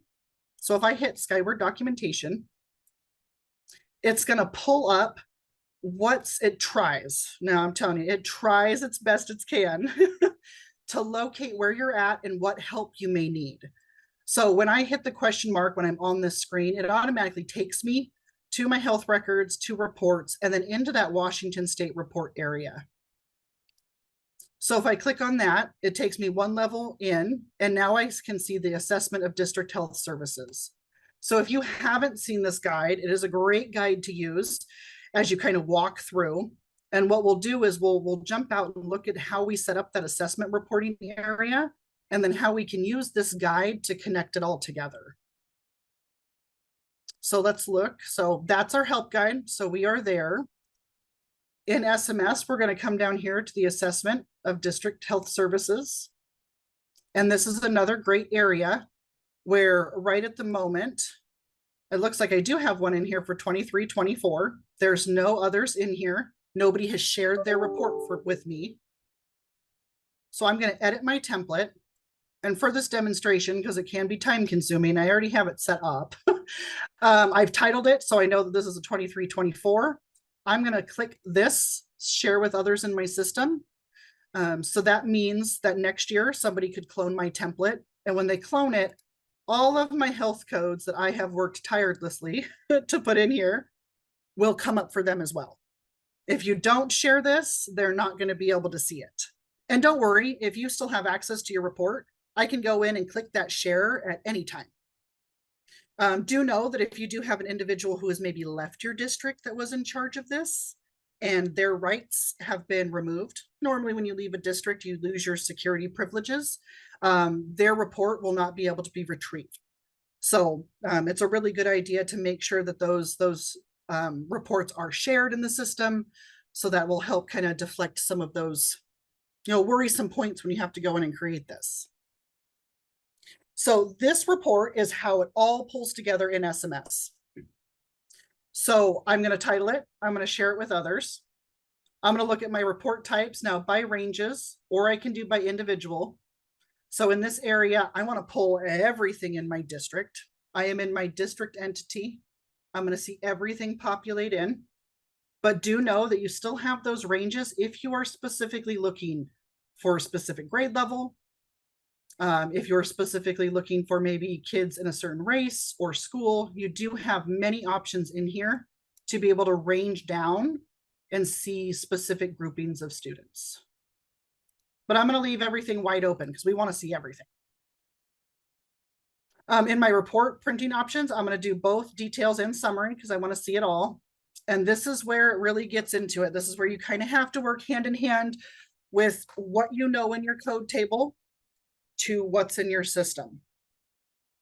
So for ADD and ADHD, you can see here that I have multiple codes selected. Now in my code table, I know I have students attached to ADD and ADH. However, my DOH code should be NB. This is the DOH standardized code. So the reason why I have these two other codes in here is because my code table isn't clean. I did not merge anything together. I have not inactivated anything. I have pulled these codes in so we can see what's in the system. If your code table is up to date and correct, you would pull in here the code that matches ADHD from the DOH. You can do so by hitting add, and then you would go through and simply check mark the codes that are appropriate for this category.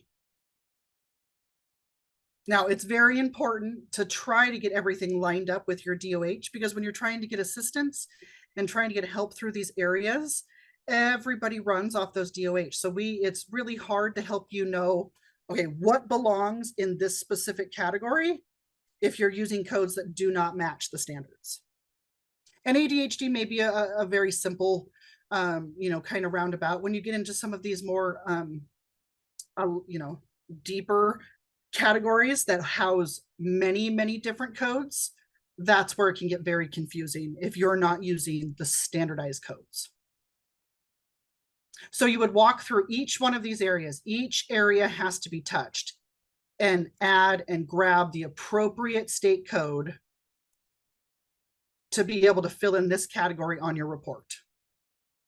Now, when we talk about that help center, if I go back to my help center, this is that district decennial report that we found. And excuse the scrolling because can kind of make you dizzy.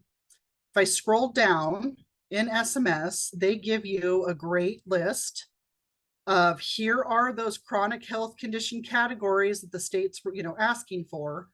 What are my standardized codes that should be matched with these categories? So you can line this up next to your assessment, and you can start to fill this out. All right, so my NB should be in my A category. My EG should be in my B category, and so on and so forth. So as you continue to kind of work through this, and if you run into those codes, that's where it's okay, we need to go back and kind of look at your health codes. What is the best thing to do? When we look at our severity levels, I'm going to open this one. This code, we've had a lot of questions come in about your severity codes. Severity codes actually have a health condition code themselves. So when you look at your health condition table, or even in your DOH standardized codes in your Excel drive or in your Google Drive, you will have those codes listed. So OE for severity code A, B, C, and D. You should only have severity code A listed in A, B listed in B, C listed in C. So when you're filling out those health conditions for students, you're putting in maybe type 1 diabetes and they have a severity code of A. You would be putting in type 1 diabetes as a health condition. And then you would be adding another record in the student's profile for severity code A. And what this does is it then takes everything that you've attached in your health conditions and your severity level and prints out the appropriate data. You go back here to this one.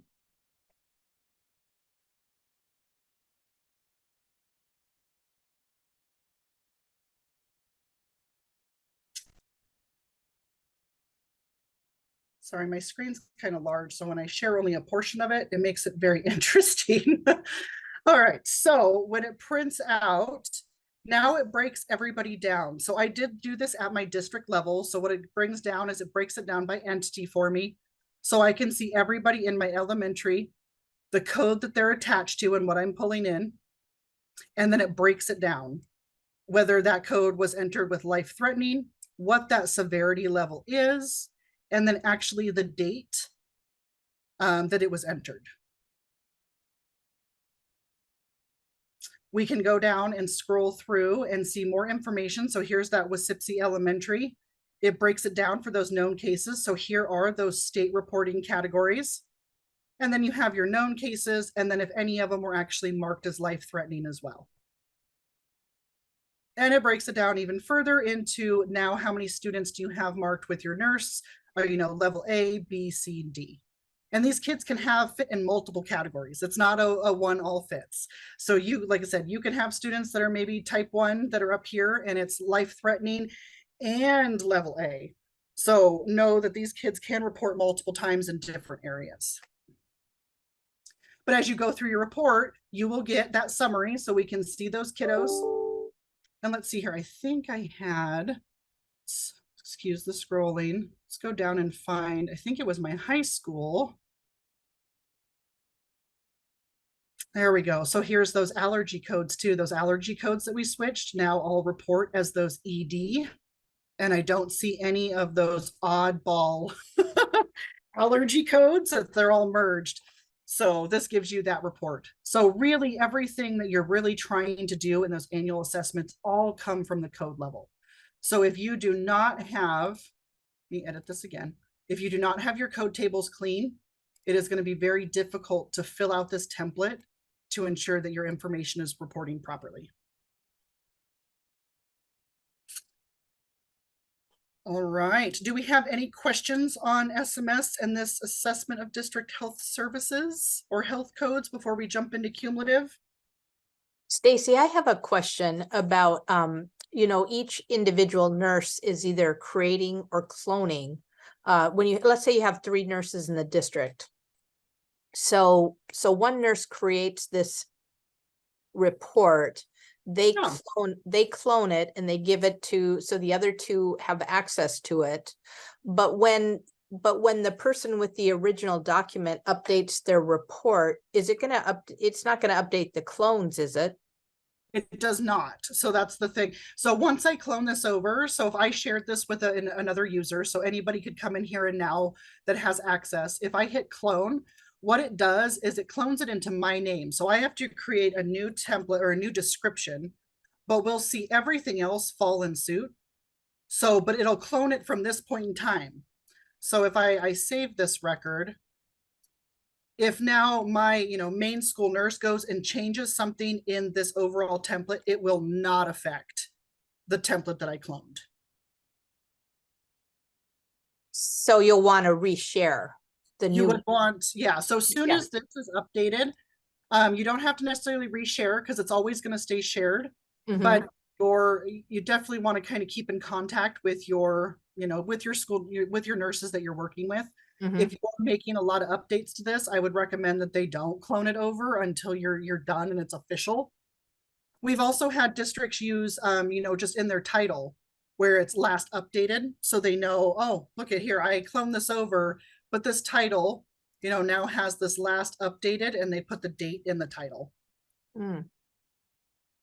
So especially if it's an active report that you're kind of working back and forth on, but you only want to have, you only want to clone it once, it's the official version. Okay, thank you. Yeah. Any other questions? All right. So I'm going to close down some of these reports and let's jump out into cumulative real quick. Let's see what other slides I have going on.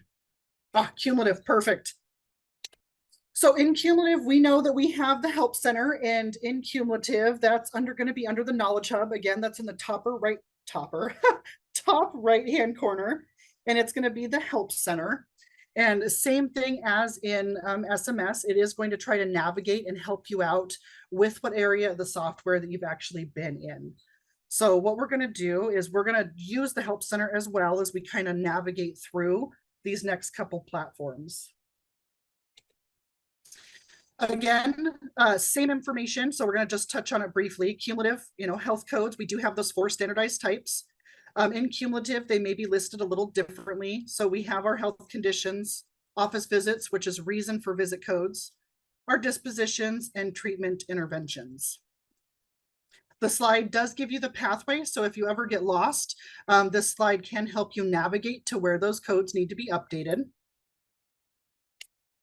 In cumulative is much different. So cumulative users, if you have sat through SMS in the last 20 minutes, you are set up much differently than SMS. So, and how I mean is when we take a look at adding a new chronic health condition code, when we jump out to the system, we're going to pay real close attention to how we add our actual codes in and what Washington State report type we're attaching it to. So one of the biggest difference between cumulative and SMS is SMS, the district assessment report is a report. It's a report. So you have to tie all those pieces together. Where in cumulative, it's a feature. And what that feature means is we're going to actually tie all of those state categories to the code itself. So overall, it's actually going to make processing much easier and much quicker. So it is a great feature to have in cumulative. But we are going to go out and we're going to look at how we add those new health condition codes. We can also note that when you add new office visit reasons, dispositions, and treatments, they're actually all located under your office visit tab. So real great, you can actually update all 3 of those DOH standardized codes all in the same area. So here's kind of a screenshot for you. There's those dispositions. Here is reasons, which actually stands for office visit reasons, and then your treatments. In cumulative, there is not a code merge option. So in SMS, we focused a lot on merging those codes. In cumulative, there is not a merging option. So most of the time within cumulative, most of our districts will migrate over. So this is a cleanup task during migration, or is becoming a cleanup task in migration to help you kind of get those codes merged in SMS before you jump into cumulative. However, we also have cumulative districts that were built, meaning they were not in SMS, that you may have come in and we built everything from the ground up. So we're going to go out and we're going to take a look at how we manage those if you find duplicate health codes, because you do not have the merge option. So in cumulative, health codes are not entity or year specific, meaning they can date back all the way to 1998 or however far back your district goes.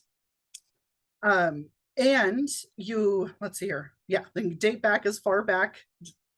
And with managing these, it's not necessarily required in cumulative to update the code. And so we'll kind of look at that. We'll kind of look at that process and what I mean by, because we want to align everything. So for instance, let me close these down. For instance, we're going to go out and look at our allergy codes. Same scenario in cumulative. We have allergy 12 and allergy 13. In cumulative, there is no merge, but we actually make some changes right to the health code itself. So it'll make more sense kind of when we jump out and look at it.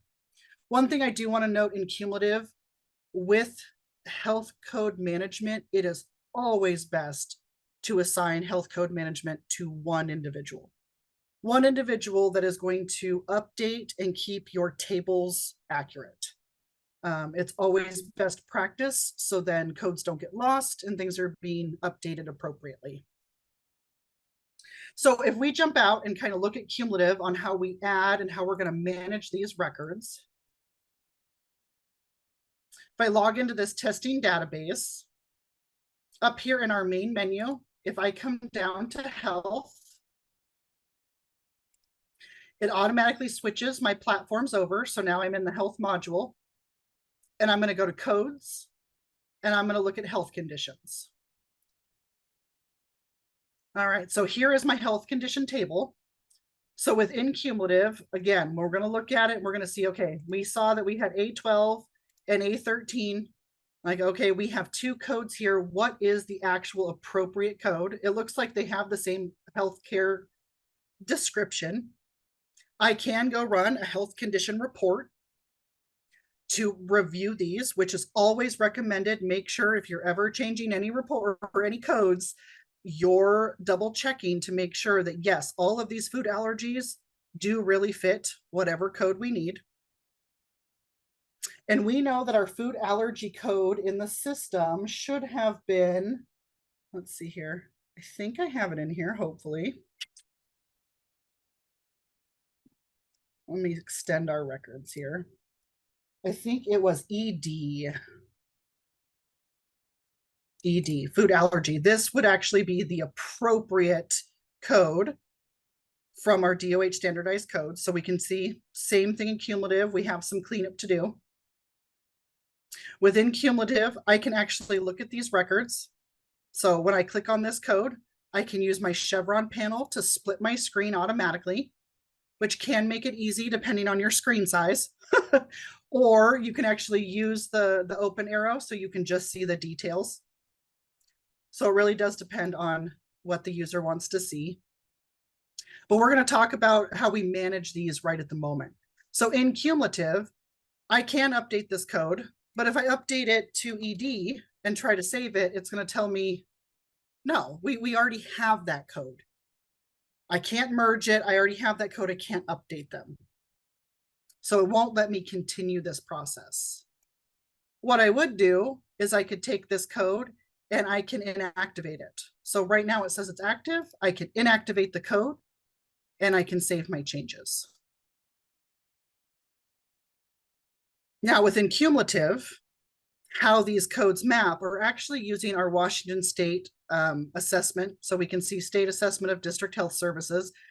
If we drop this down, we can actually see that these are all of those individual categories that need to be pulled in on that report. So instead of in SMS pulling in a report, what we're doing is actually tying what this code to where it should report on our state annual assessment. So if this was a food allergy and I've confirmed those kids, I still need these kids to report to my annual district assessment. I can tie it to this reporting category and it'll still pull up properly. Now, again, we really, really do recommend that you make sure that you're using the DOH codes, because if we're trying to support you, it is very, very difficult if you are not using those proper codes. So even though my food allergy is the same as my food allergy ED code, I have it marked to the same assessment. It is going to report properly. It is very hard to help you navigate.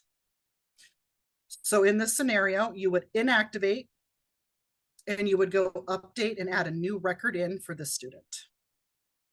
So if I were to kind of jump out, let's find a student, and hopefully I have a kiddo. So I'm gonna go to my student profile.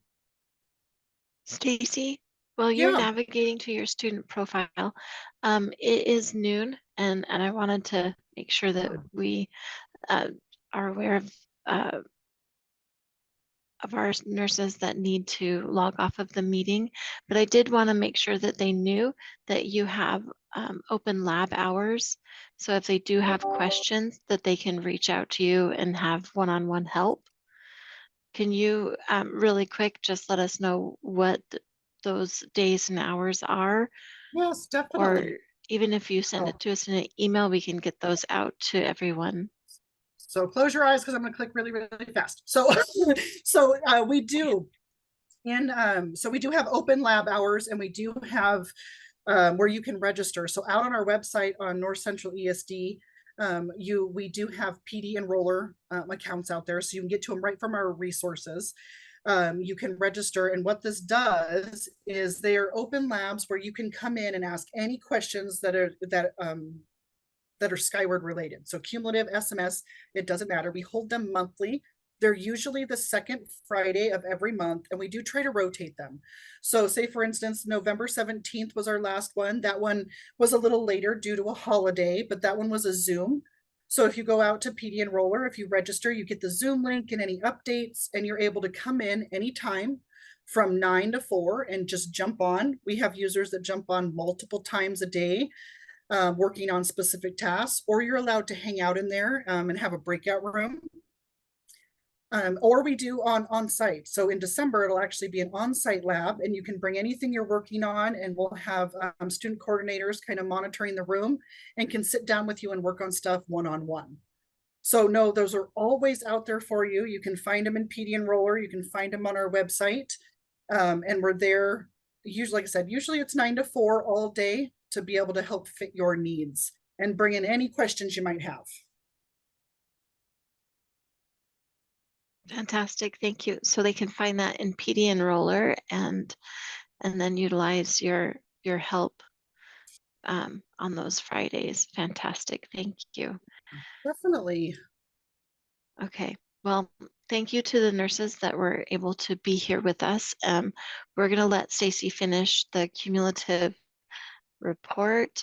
So we're gonna keep recording, but I just wanted to touch on that before we had some nurses that needed to step away. So thank you sorry about the interruption. Oh, no problem. I know. And I'm going to try to still make this, as informational as possible, but then try to honor your time. With cumulative, it runs much quicker.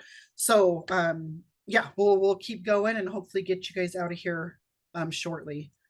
So what we were talking about with codes that are stacked, I have this student. So here's Jack, and he has multiple records. Like I can see they were even entered on the same day for this kiddo. And it's allergy 13 and allergy 12. They are mapped to the appropriate state assessment district. The report, they are going to come up in the proper category and count the student.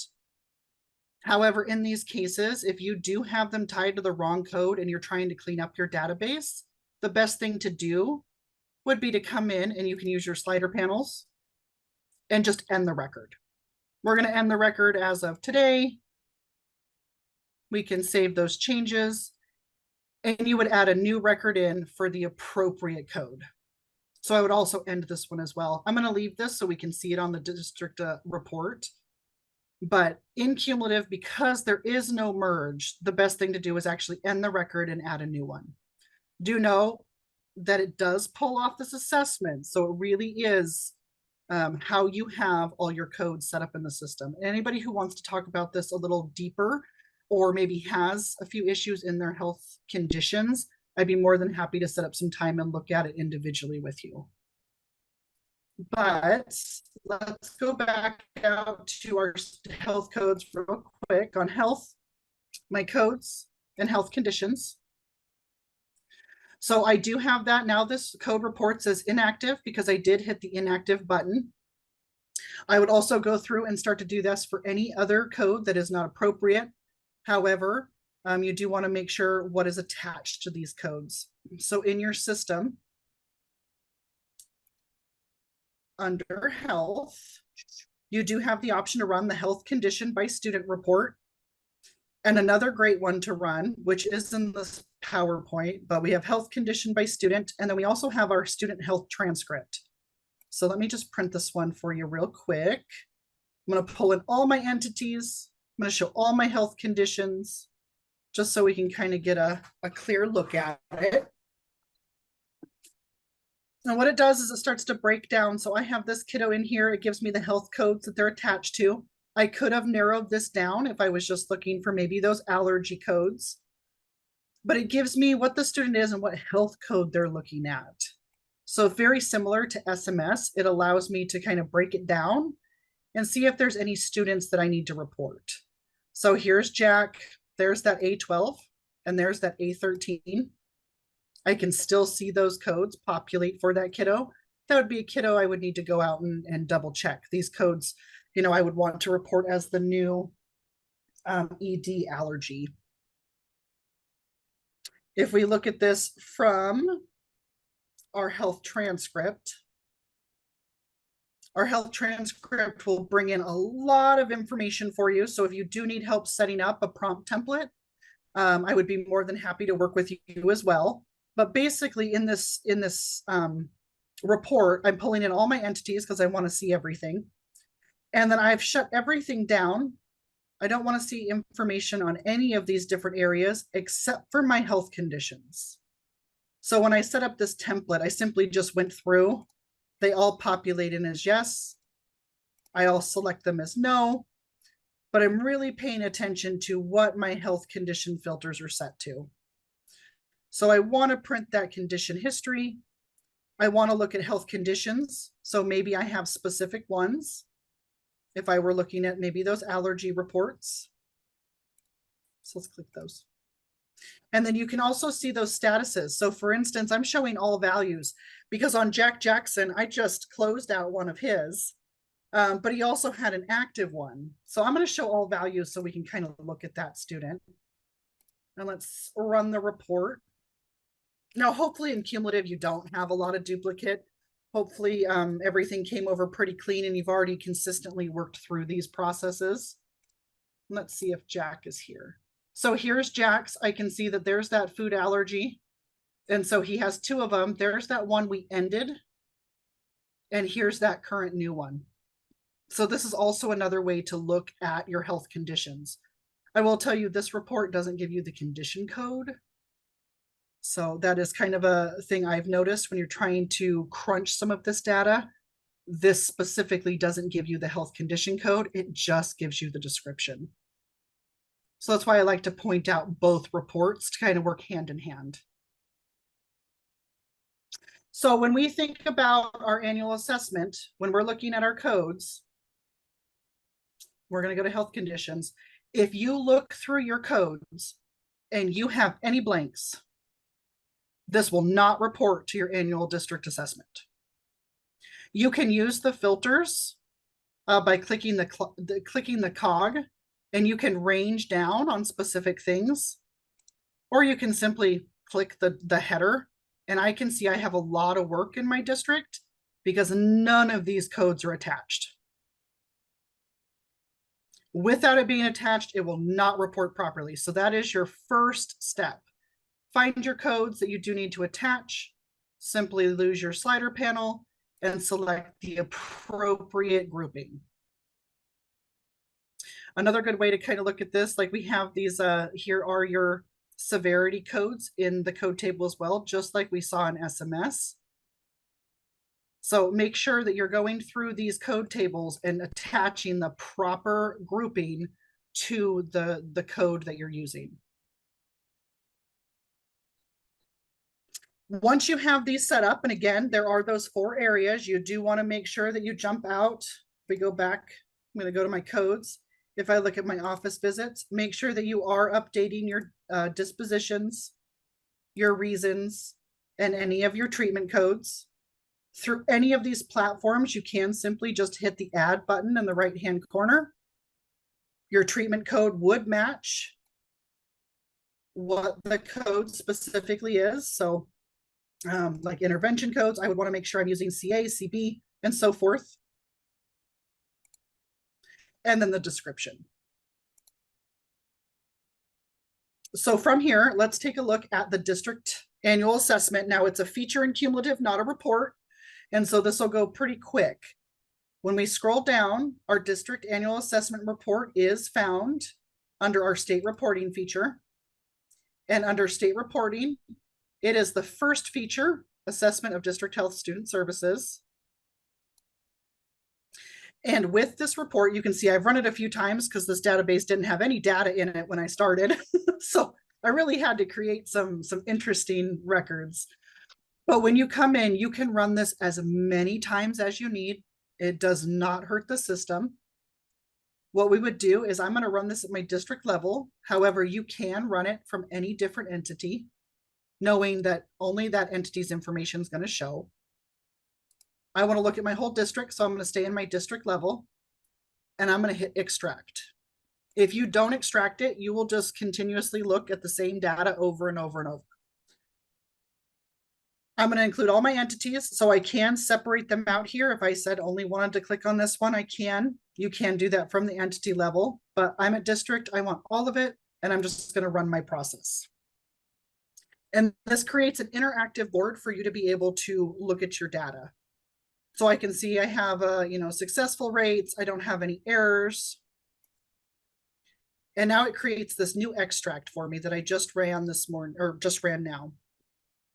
From here, I can use these tabs to actually provide the data for my reporting.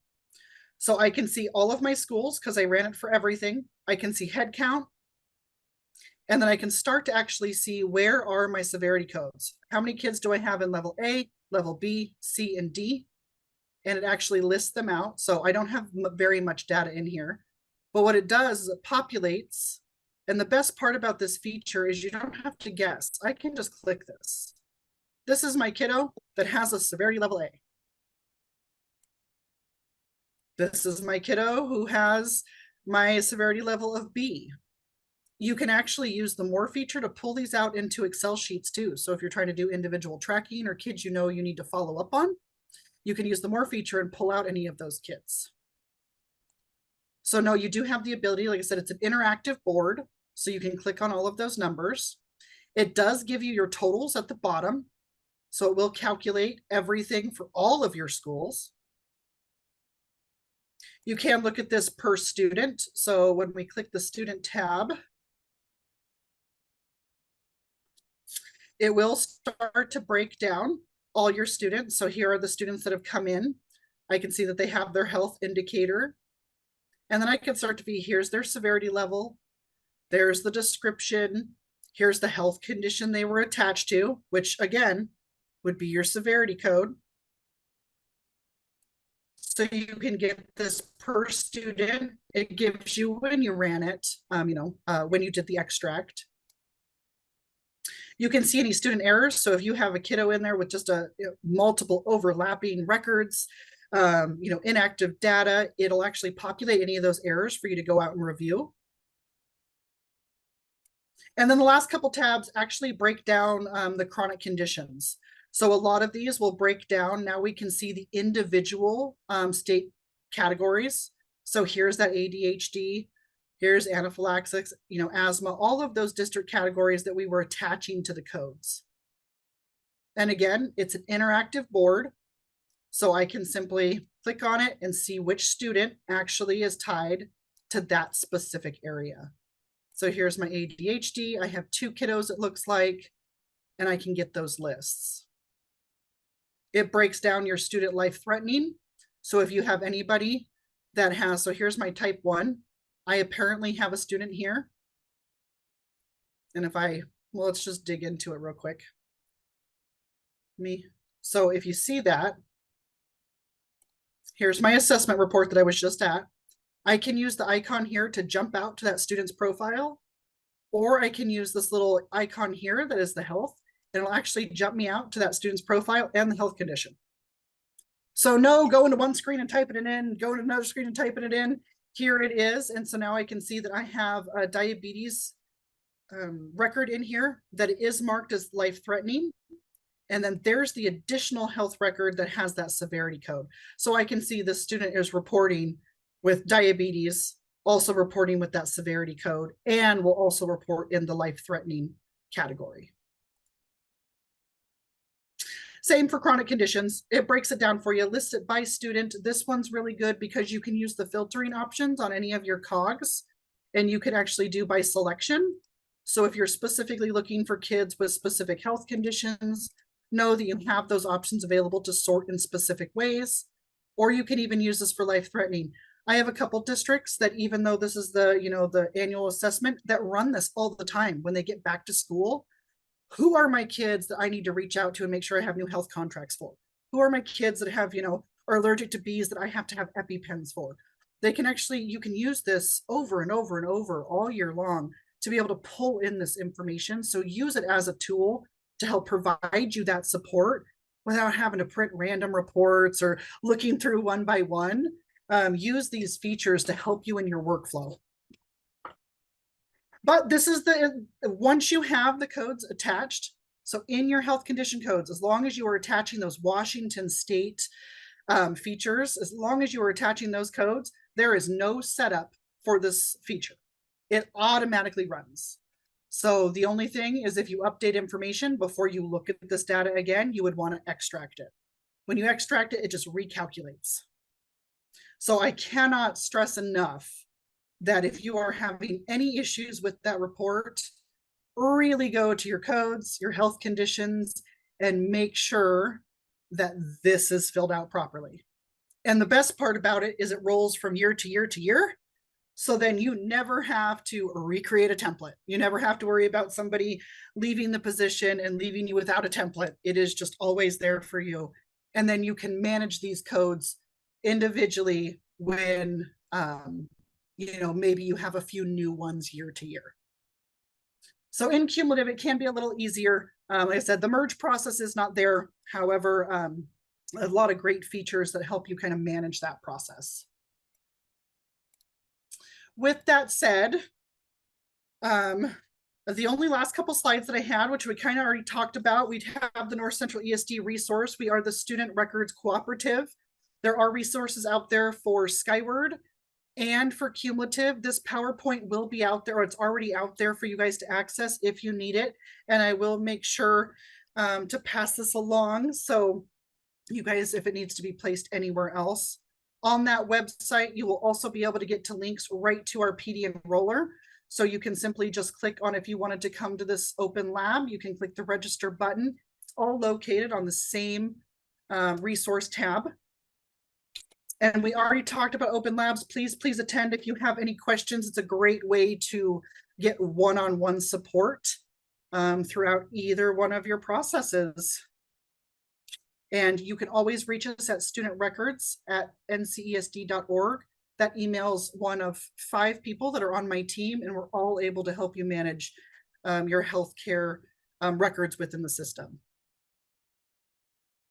And I think that's all I had for you guys. I tried to smash it down the best I could, so. No, that's a lot of information and a lot of technical needs that you address. So thank you very much for your time and for going through that so thoroughly with us. We really, really appreciate it. I know that there were some other questions that people submitted that we don't have time for today, but I'll connect with you, Stacy, and we'll see if we can set up something with those individuals to get those questions answered. Okay. Definitely, I'd be very happy to. It would be great. It's always, you want to get the best workflow. And if I can help in any way shorten those frustrating, cumulative or SMS questions, just let me know and I'd be happy to meet and we'll get it figured out. That's awesome. Thank you so much. And thank you to all of you that have stuck around to hear the rest of the cumulative information. So we really appreciate your time. Have a great rest of your day, everyone, and happy Thanksgiving.